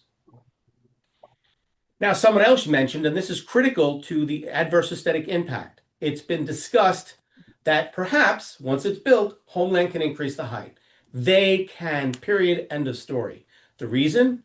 Under the Middle Class Tax Relief and Job Creation Act of 2012, once a tower is built, they're able to increase the height of the tower, increase the power output, and increase the equipment on the tower, as long as the increase doesn't substantially increase the overall size of the overall facility. The FCC has determined that to be 20 feet. Now, it was mentioned, but you can argue that they can't do it if it would defeat a stealth aspect. None of the proposed towers you're looking at are stealth towers. There's a clearly established meaning in federal law what that means. A monopole. which is a monopine pole disguised as a pine tree, is a stealth installation. Concealed installations where they build a cupola atop a building or a clock or a church steeple where you can't see the antennas, that is a stealth installation. This lattice tower they're proposing, or the pole or the flagpole, they are not stealth facilities. Yes, they can walk in and say, we want to add 20 feet to this tower, and they have to file applications. I don't care if it's a permit or a variance. You are powerless to say no, period, end of story. So when you consider the potential adverse aesthetic impacts, think about the fact that once it's built, Homeland Towers, which only makes money by leasing space or capacity on the towers to the carriers, they will be able to increase the height of this tower by 20 feet, and you will be powerless to stop them. There's no gray area here. That's black letter law, period, end of story. Does anybody have any questions? I'd be happy to answer them. Now, I've gone through the fact that they're claiming they need signal strengths, what they can't justify. There's no basis for that. So I respectfully submit you have the power to deny this application, as you should. However, you must make factual determinations. If you don't, Homeland will file a lawsuit, and I've dealt with many of them. You have to make factual determinations with regard to an effective prohibition. You must determine first if the applicant has shown that an identified carrier suffers from a significant gap in its personal wireless services, meaning it's provided you with probative evidence to show that Verizon's end-use customers cannot use their phones to connect to a landline using any of the frequencies with which Verizon provides its wireless services to its end-use customers. That's part one. Part two, they have to show that their proposed installation on the site they want it, at the specific location they want it, at the specific height they want it, is the least intrusive means of remedying that gap, and there are no possible alternative, less intrusive locations, not based upon attorney argument, not based upon a firm, consulting firm, that relies upon the data provided by the applicant instead of getting their own data or telling you to get a drive test. They have to provide probative data to show there's no possible less intrusive alternative location, and that hasn't happened here. And as far as any threats of litigation, I'm going to reiterate this. I put it in my last brief. Threats of litigation under the TCA are entirely hollow. And that's because if you do what you should do respectfully under your code and deny this application in the most important aesthetic resource you have, and Homeland Towers sues you in federal court and wins under the Telecommunications Act, you will not be required to pay them a penny. They can't recover attorney's fees and they don't get damages. So threats of litigation are hollow. Now, I've submitted a brief some time ago, and everything I've put in that brief is accurate, and it's accurate today. So I don't need that. I do need to cover anything further. But if anyone has any questions, I'd be happy to answer this. Again, I've been doing this 30 years. As we speak, I'm defending local governments from New Jersey to Arizona to California. I know the TCA. I know what local governments must do. I know what they can do. And I know what they must do to not be stripped of their power. You have to make factual determinations. So please, whatever decision you make a decision, make factual determinations, put it in your written decision, cite the evidence that served as the basis for your decisions, and issue a separate written decision to do so before the shot clock expires. So thank you for affording me the opportunity. And I know you've been there already 3 hours, so I'm not going to go any longer. Thank you very much. Thank you. Anybody else? Next. Yeah, there's one other person. Okay.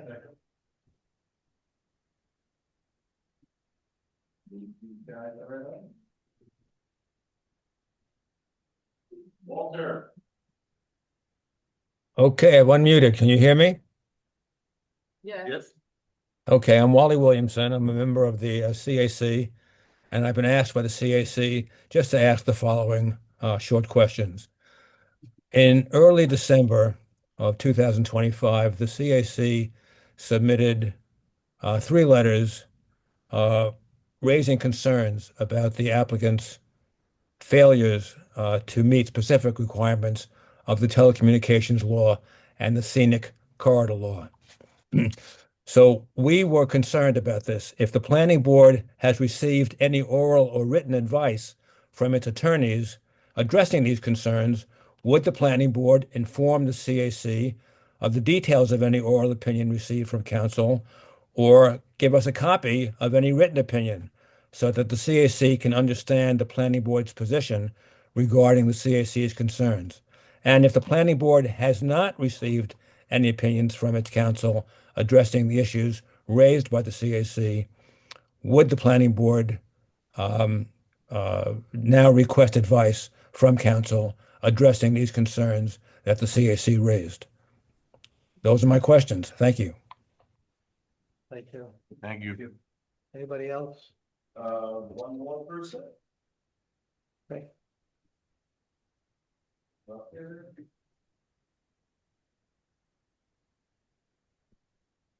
Mike. Oh, sorry. I just want to highlight that there's been a lot of talk today about tower design, but there's been no discussion about minimum necessary height. As a reminder, Local Law 1 states, among many other things, towers shall not be higher than the minimum height necessary. Now, Mr. Kenny highlights that the goal of the tower is to provide service on Route 22. In their own RF analysis, shows no discernible incremental low band coverage on Route 22 at 100 feet than at 60 feet. So why is there no discussion as to whether a 60-foot tower is appropriate? Perhaps a 40-foot tower. No one has asked anyone to do an analysis on a 40-foot tower. Now, so there's no doubt if the stated goal is to provide coverage on Route 22, which is the only part of Ankrum that would be benefiting from this tower, the low band coverage is sufficient, right? They may make an argument that a higher tower will provide mid-band coverage a little further on Route 22. But I've been a telecom analyst for over 25 years, and I can tell you if the purpose is to serve a few cars driving on Route 22, adding 2100 megahertz coverage will make absolutely no difference. So I think it's pretty clear that a 60-foot tower is more than sufficient, and perhaps a 40-foot tower would be sufficient too, and maybe even lower if the board were to ask Homeland to run that analysis as its right is to do. I also just want to make it clear for the record that earlier today, Mr. Kenny asked Ben at Cityscape if the tower will improve coverage based on the application, not based on any independent analysis by Cityscape. In fact, because Cityscape, as you just heard from Mr. Campanelli, has not done any independent analysis. They have not requested any independent analysis. All their analysis, as I have said before, is based entirely upon the application. They're just repeating Homeland's application. You have no independent analysis whatsoever. And so when Mr. Kenny asks Cityscape to attest that the RF coverage is, that there is a coverage gap, he's just asking them to repeat what's in their own application. I also want to make one last point. Homeland's representative talks about his economic interest in attracting another carrier, his economic interest in what happens when the tower is delayed because it's taking a sufficient time for the board to make a decision. But what about the town's economic interest? As a reminder, the zoning law specifically refers to the importance of preserving scenic resources within the town, enhancing the town's attractiveness to its citizens as well as visitors and tourists. Sticking a giant pole in the middle of the town's most important scenery is not good for the economy. That will not attract people to buy homes nearby. That will not attract people to retire in this community. That will not attract people to hike the wonderful trails nearby. That will have an economic impact. Right? One of my prior letters, Columbia County gets something like 12% of its revenue from tourists. The last thing this town wants to do is dissuade tourists from coming. The last thing it wants to do is dissuade people from settling there in their retirement, where they're going to pay local contractors and service people to help them with their homes. That brings money into the economy. So let's not forget, there is a real economic impact to Ankrum from building this tower by dissuading people from living there. It's not just the impact to the builder of Homeland Tower, who's going to make a lot of money by sticking it right there. That's all I have to say. Thank you.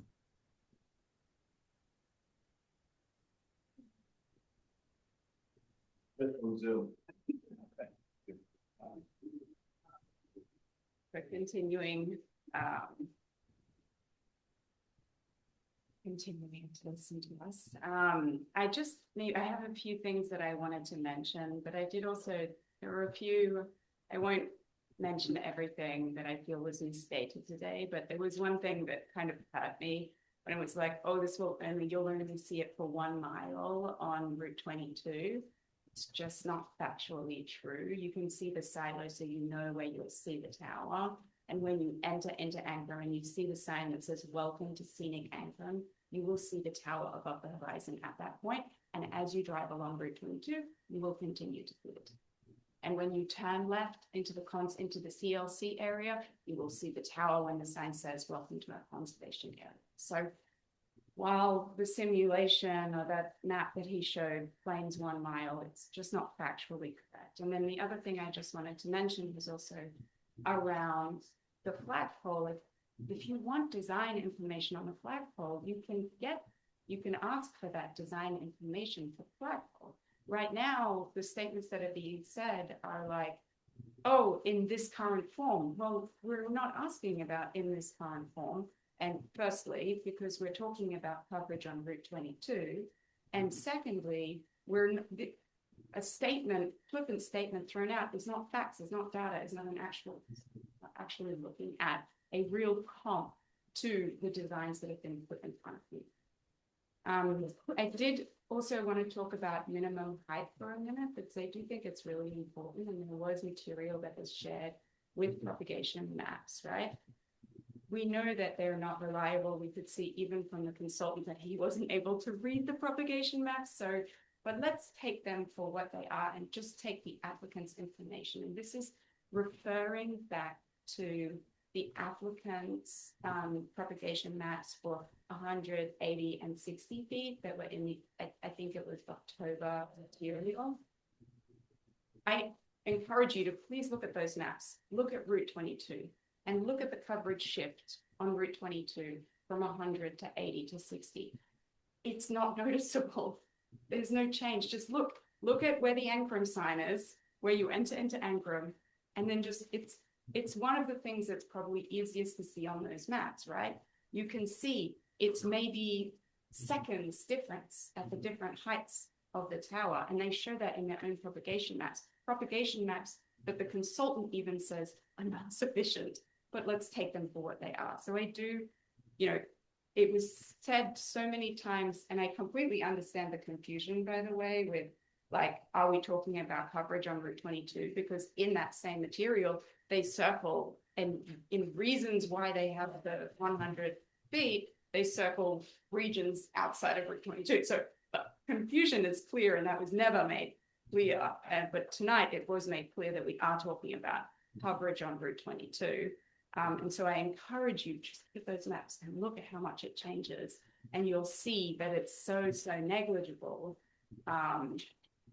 And then, and then the other thing is on the, when we're talking about 100, it's actually 120, or 80, it's actually 100, right? So if we later want to add carriers, which is something that has been mentioned before, just add the 20 feet on top. Start with the lower one. Why are we adding a higher tower than we need? And why are they talking about future technology when you as a board said that you're not designing for future technology? These are things that just don't make sense. And then the second thing that I wanted to mention in the material, in the January material that was submitted, is that it was kind of shocking to me. They say that the silo is out of place. They say that a 100-foot silo is out of place, aesthetically out of place in the area, which I just think points to how out of place this tower will be. It is also not aesthetically matching the area. And then you've already talked about the landscaping requirements. I saw that call out in the recent material as well. I think it's very problematic that if this project were to go ahead in the stars, that we're not actually protecting what they have put in their visual analysis as what it looks like when you're driving along. I mean, right at the beginning, in the very first material, the application talks about screening because of the trees that were there. And now they're backing away from that because they don't want to touch the trees. It's crazy to me. So, and then the final thing that I wanted to mention, and actually it came to mind during the solar conversation, which is that there have been no visual assessments from homes. Linda will be looking outside her window and will be seeing this tower every day, and there has been no assessment from her home. I will be seeing it every day. There is a new letter by Mr. Thomas, who has property right across from the tower. He will see it every day, along with his neighbors who live on Catalano Road. So I please urge you to also understand, as it is required by law, the impact to individuals and individuals' homes, the visual impact that these homes are. Again, I had a bunch of other, but I will keep it short as you asked me to. I really appreciate your time. Thank you so much. Thank you. Thank you. Anyone else? No one on Zoom? Excuse me? No one on Zoom. Okay, good. Good evening, I'm Steve Famey. I'll be quick. All those prior comments are a tough act to follow. I just want to make an appeal to common sense on 2 points. One is aesthetic. It's an incredibly scenic corridor. Obviously, there's Over Mountain Conservancy to the east. There's the incredible Taconic State Park to the west. There's trails all around, and right down the middle is the rail trail. I struggle to think of a worse location for a 100-foot or 120-foot industrial-looking cell tower.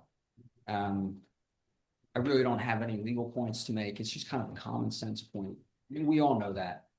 And secondly, another common sense point, like I hear this, oh, it's a safety issue. People can't call 911. The safety issue is people talking on their cell phones while they're speeding down Route 22 at 55 miles an hour.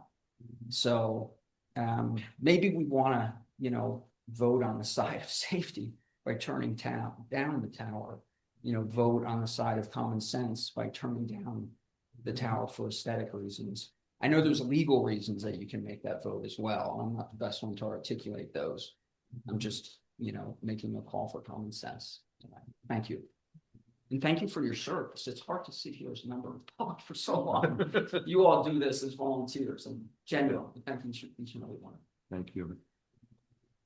Anyone else? What?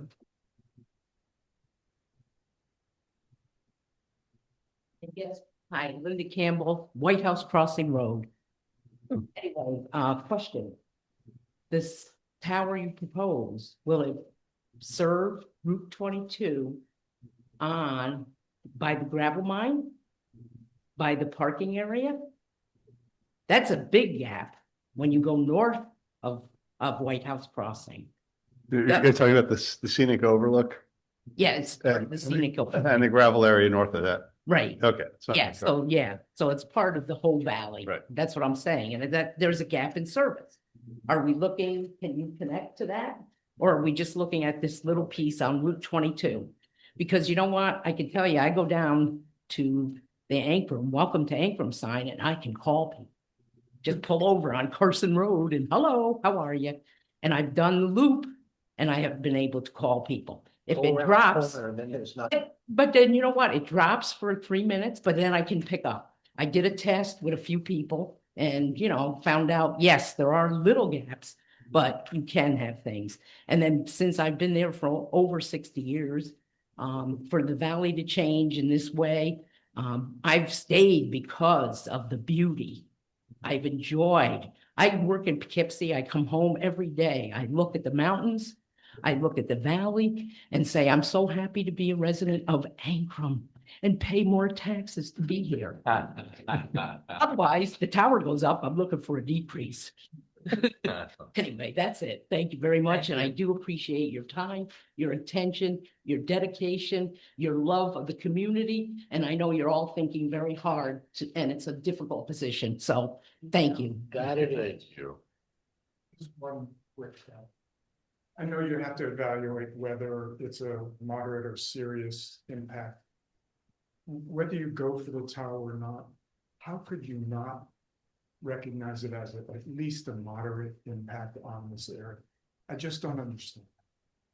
I look at the photograph and I feel manipulated. It's taken from a vantage point where there's a telephone tower in the foreground that dwarfs the tower. There's a line going across, there's a tree in front. You're manipulated. I'm an architect in training, and I have training as an architect, and I've manipulated photographs to the advantage of the design. So I get this. They haven't shown you pictures along 22. If you go past that telephone pole, it's a whole other story. You have trees, and you have a tower sticking way up above the trees, or approaching from the other side. Going south on it, you're going to see this tower. It's going to stick up above the trees. If you say that it's not a moderate impact, I just won't believe. You can still go ahead and vote yes, but I cannot believe that you would vote that this was at least a moderate impact on the environment. I think it's much more serious. And anyway, I just had to say that because I feel like they kept that picture up on the wall and it's very manipulative. And we've all been tricked into believing there's not a huge impact. There's a huge visual impact. You state your name for the record, sir. Tom Siano on the CAC. You know what, I'd like to just state my opinion on something. What we haven't heard is the people that don't have service. The possibility of an emergency where somebody doesn't have the ability to make a phone call in that area. I live here too, and I came from Long Island. I work in the city.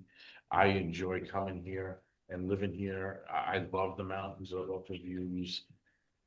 At what point, I mean, cell phones are a way of our life, everybody's life, connectivity. When I first came here, I had no internet service because Spectrum wouldn't move 400 feet up the road for me. I had to fight them to get internet service. To me, cell phone service, especially when a lot of people don't have landlines, is a necessity. I'm with you with the aesthetics, and we are trying to make a decision on, what benefits everybody. We're not saying just do it, but we have to also think of, what this gap in coverage is going to solve, how it's going to help things. If there was another way of, changing this, making it aesthetically better. I think we've asked every question we could. We're trying to decide the best outcome. You heard me ask, how do we decide what the best looking thing is? But we live here too. We hear your voices, we hear what you're saying. But, we also have to have the ability to make a phone call in emergency.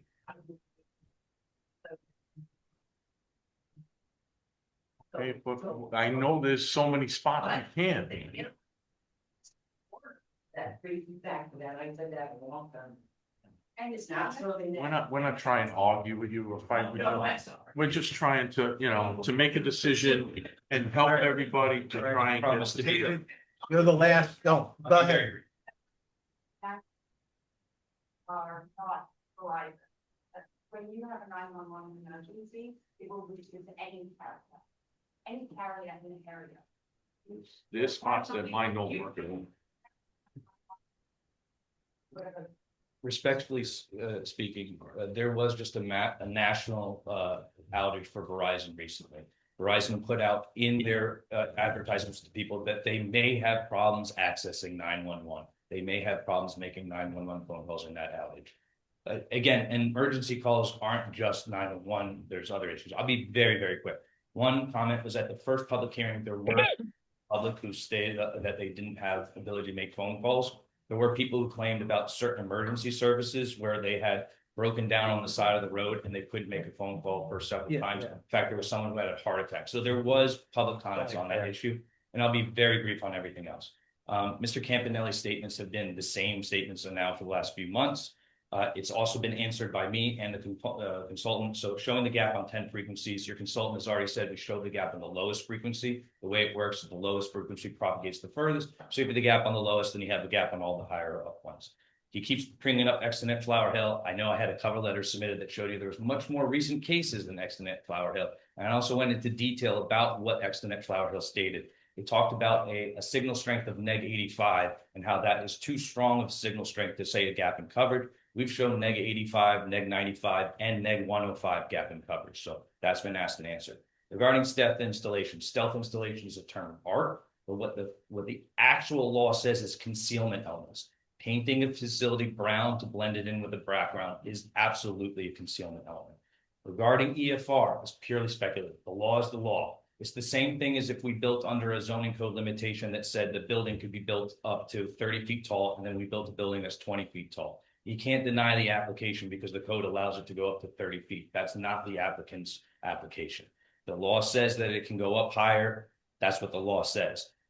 Mr. Evans and Cityscape have confirmed that 95 is the minimum height necessary for Verizon, but they've also stated it's likely that another carrier could get coverage at 85 and 75, so that there would be co-location potential in theory for other carriers below Verizon.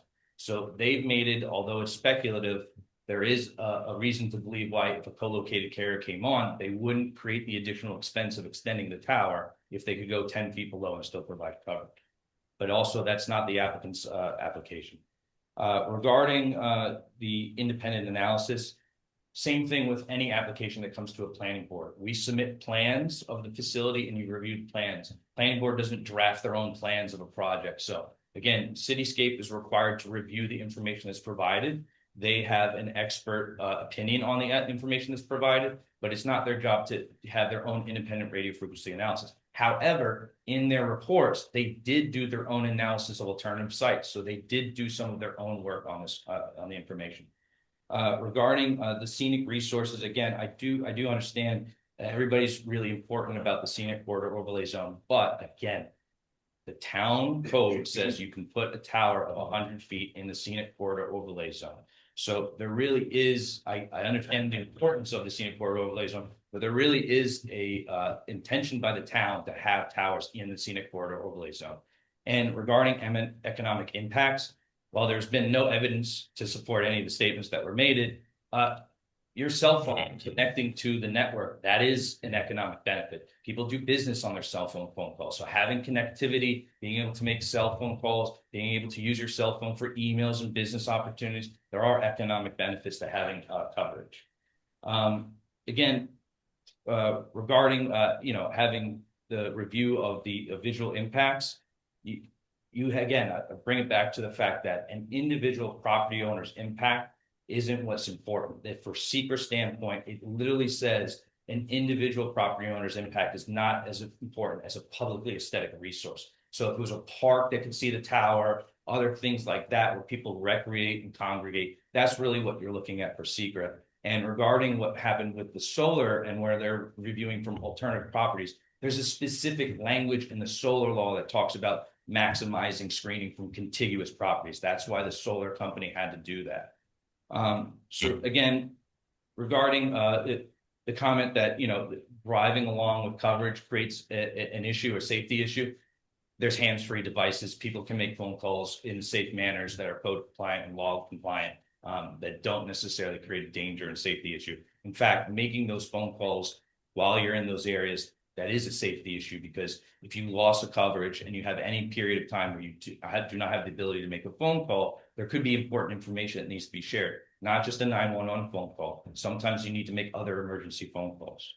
And then again, regarding the gravel mine parking lot, if I could get more information on where that exactly is, I could try to get more information on that. Although I do believe there was a gravel area shown in the most recent supplemental maps. But if I could just get more information on what that area is, I'd be happy. It's to a provide it. scenic overlook. I think it's Okay. north of White House. Yes, you're right. Sure. And then the only other thing was this, we're looking at alternative properties, just again, we did review alternative properties. We asked, the current town supervisor had brought up the Over Mountain Conservation Area. We submitted a response on that we couldn't actually provide the coverage to Route 22 from the Over Mountain Conservation Area. And again, we keep stating this, the goal and target area is Route 22, but that's not where all the coverage is going.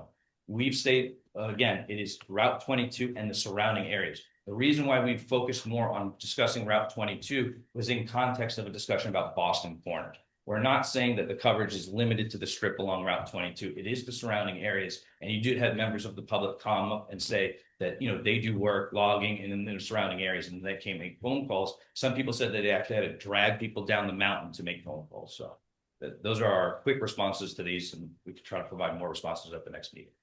Did it respond to the lower heights and the same coverage on the maps? So that again included in the August 27th,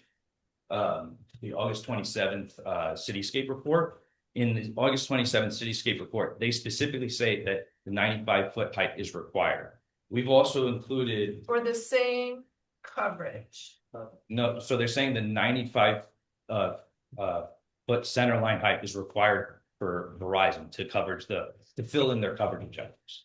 So, and again, we supplied a height justification maps that went with the October 30th submission, which did go through and showed at lowering heights that there are areas that start to degrade coverage. You get from a stronger signal strength to a weaker signal strength, and then from a weaker signal strength to no signal strength. So we did provide a justification showing differing height maps at different frequencies that did show there's a degradation of service as you go down. And again, the cityscape consultant has already confirmed that 95 is the minimum centerline height for Verizon.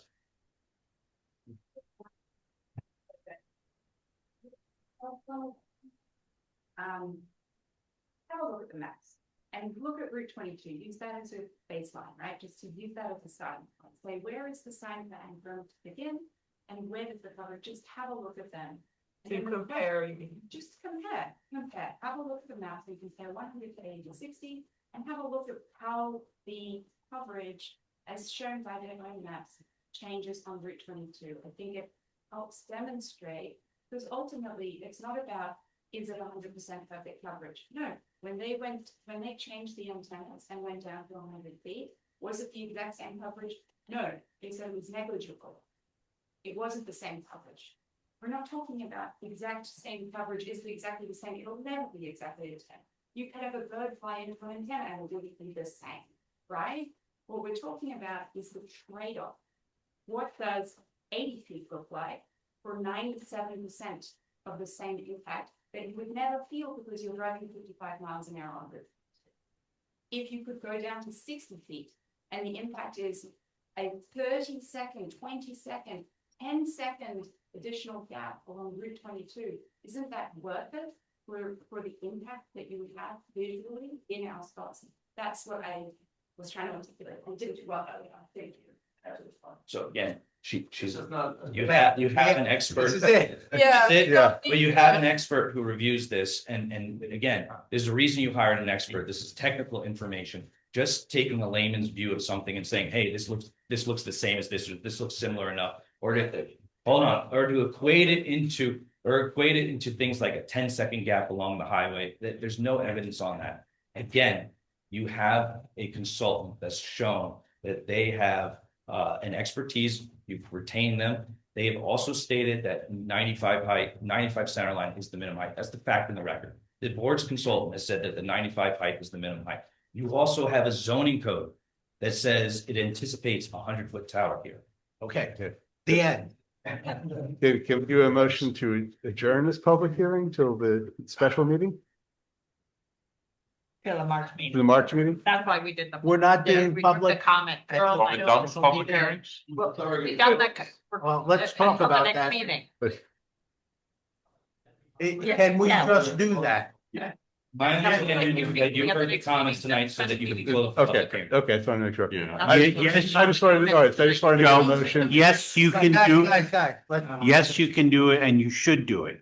So that you're just focusing on Okay, that. so there's no okay? public participation. They can come. At the special meeting, At that's the correct. special meeting, okay. We're Not gonna a close public the public hearing. So the public hearing should be carried over to the next regular meeting. Okay, so I make a motion to adjourn the public hearing to March, Keep it open. fifth. I just want, if we're done, I just want, if we're done with it, we're done with it. So March March fifth, regular it's the meeting. same day, the regular March meeting, Yes. March fifth. March fifth, okay. I second. Second? You know, I'm gonna say one more thing. All those. Just that, Second. I just want Second. to, I'm sorry. Second. It's all in favor? Aye. Okay. Oh, So- anyway, my one thing was, every time I'm traveling, cell towers tend to be on mountaintops. What I read was, when they're on mountaintops, you get the best, what do you call it? Generating signal that's gonna get more people than where it's gonna be here in this valley. And we're in the scenic valley, and it's unfortunate that it has to be there. Well, it I'm has not to against connect cell to another service. tower. That's the problem. It has to connect. You can't just go put it on a mountain. We need to make a motion to Well, I was adjourn. gonna say next to the gravel mine. All right, we need a motion to close the meeting. Oh, yes, Scott, please. So before we adjourn, there's just one more question. With the shot clock is expiring tomorrow, can we have an extension until the March meeting? No, just until the special, we'll talk about. Well, we just extended the public hearing in March. Well, I don't know why we're taking more public comment, but that's why we're taking it to. Well, I thought that you had mentioned that if there has there. I mean, no matter what happens with seeker at the special meeting, the board's not gonna issue a determination of significance at that meeting. So we extend to March 6th and I'll send an email. All right, make a motion to, It's 2 months, trees. That's where we're gonna have the secret and everything, and then we just continue the public hearing, or you didn't even go to the public hearing. So we're not making any progress. But also, we have continuously. Made a lot of progress, trust me. yeah. To make a motion to close the hearing? We did, didn't we? No, that was the. No, to close the meeting. Yeah, no, we haven't made that motion. Okay. You're making- Motion to adjourn the meeting? Okay, Motion to adjourn the meeting? yes. I made motion to adjourn second, all in favor? Thank you. Aye. Sure. Yeah.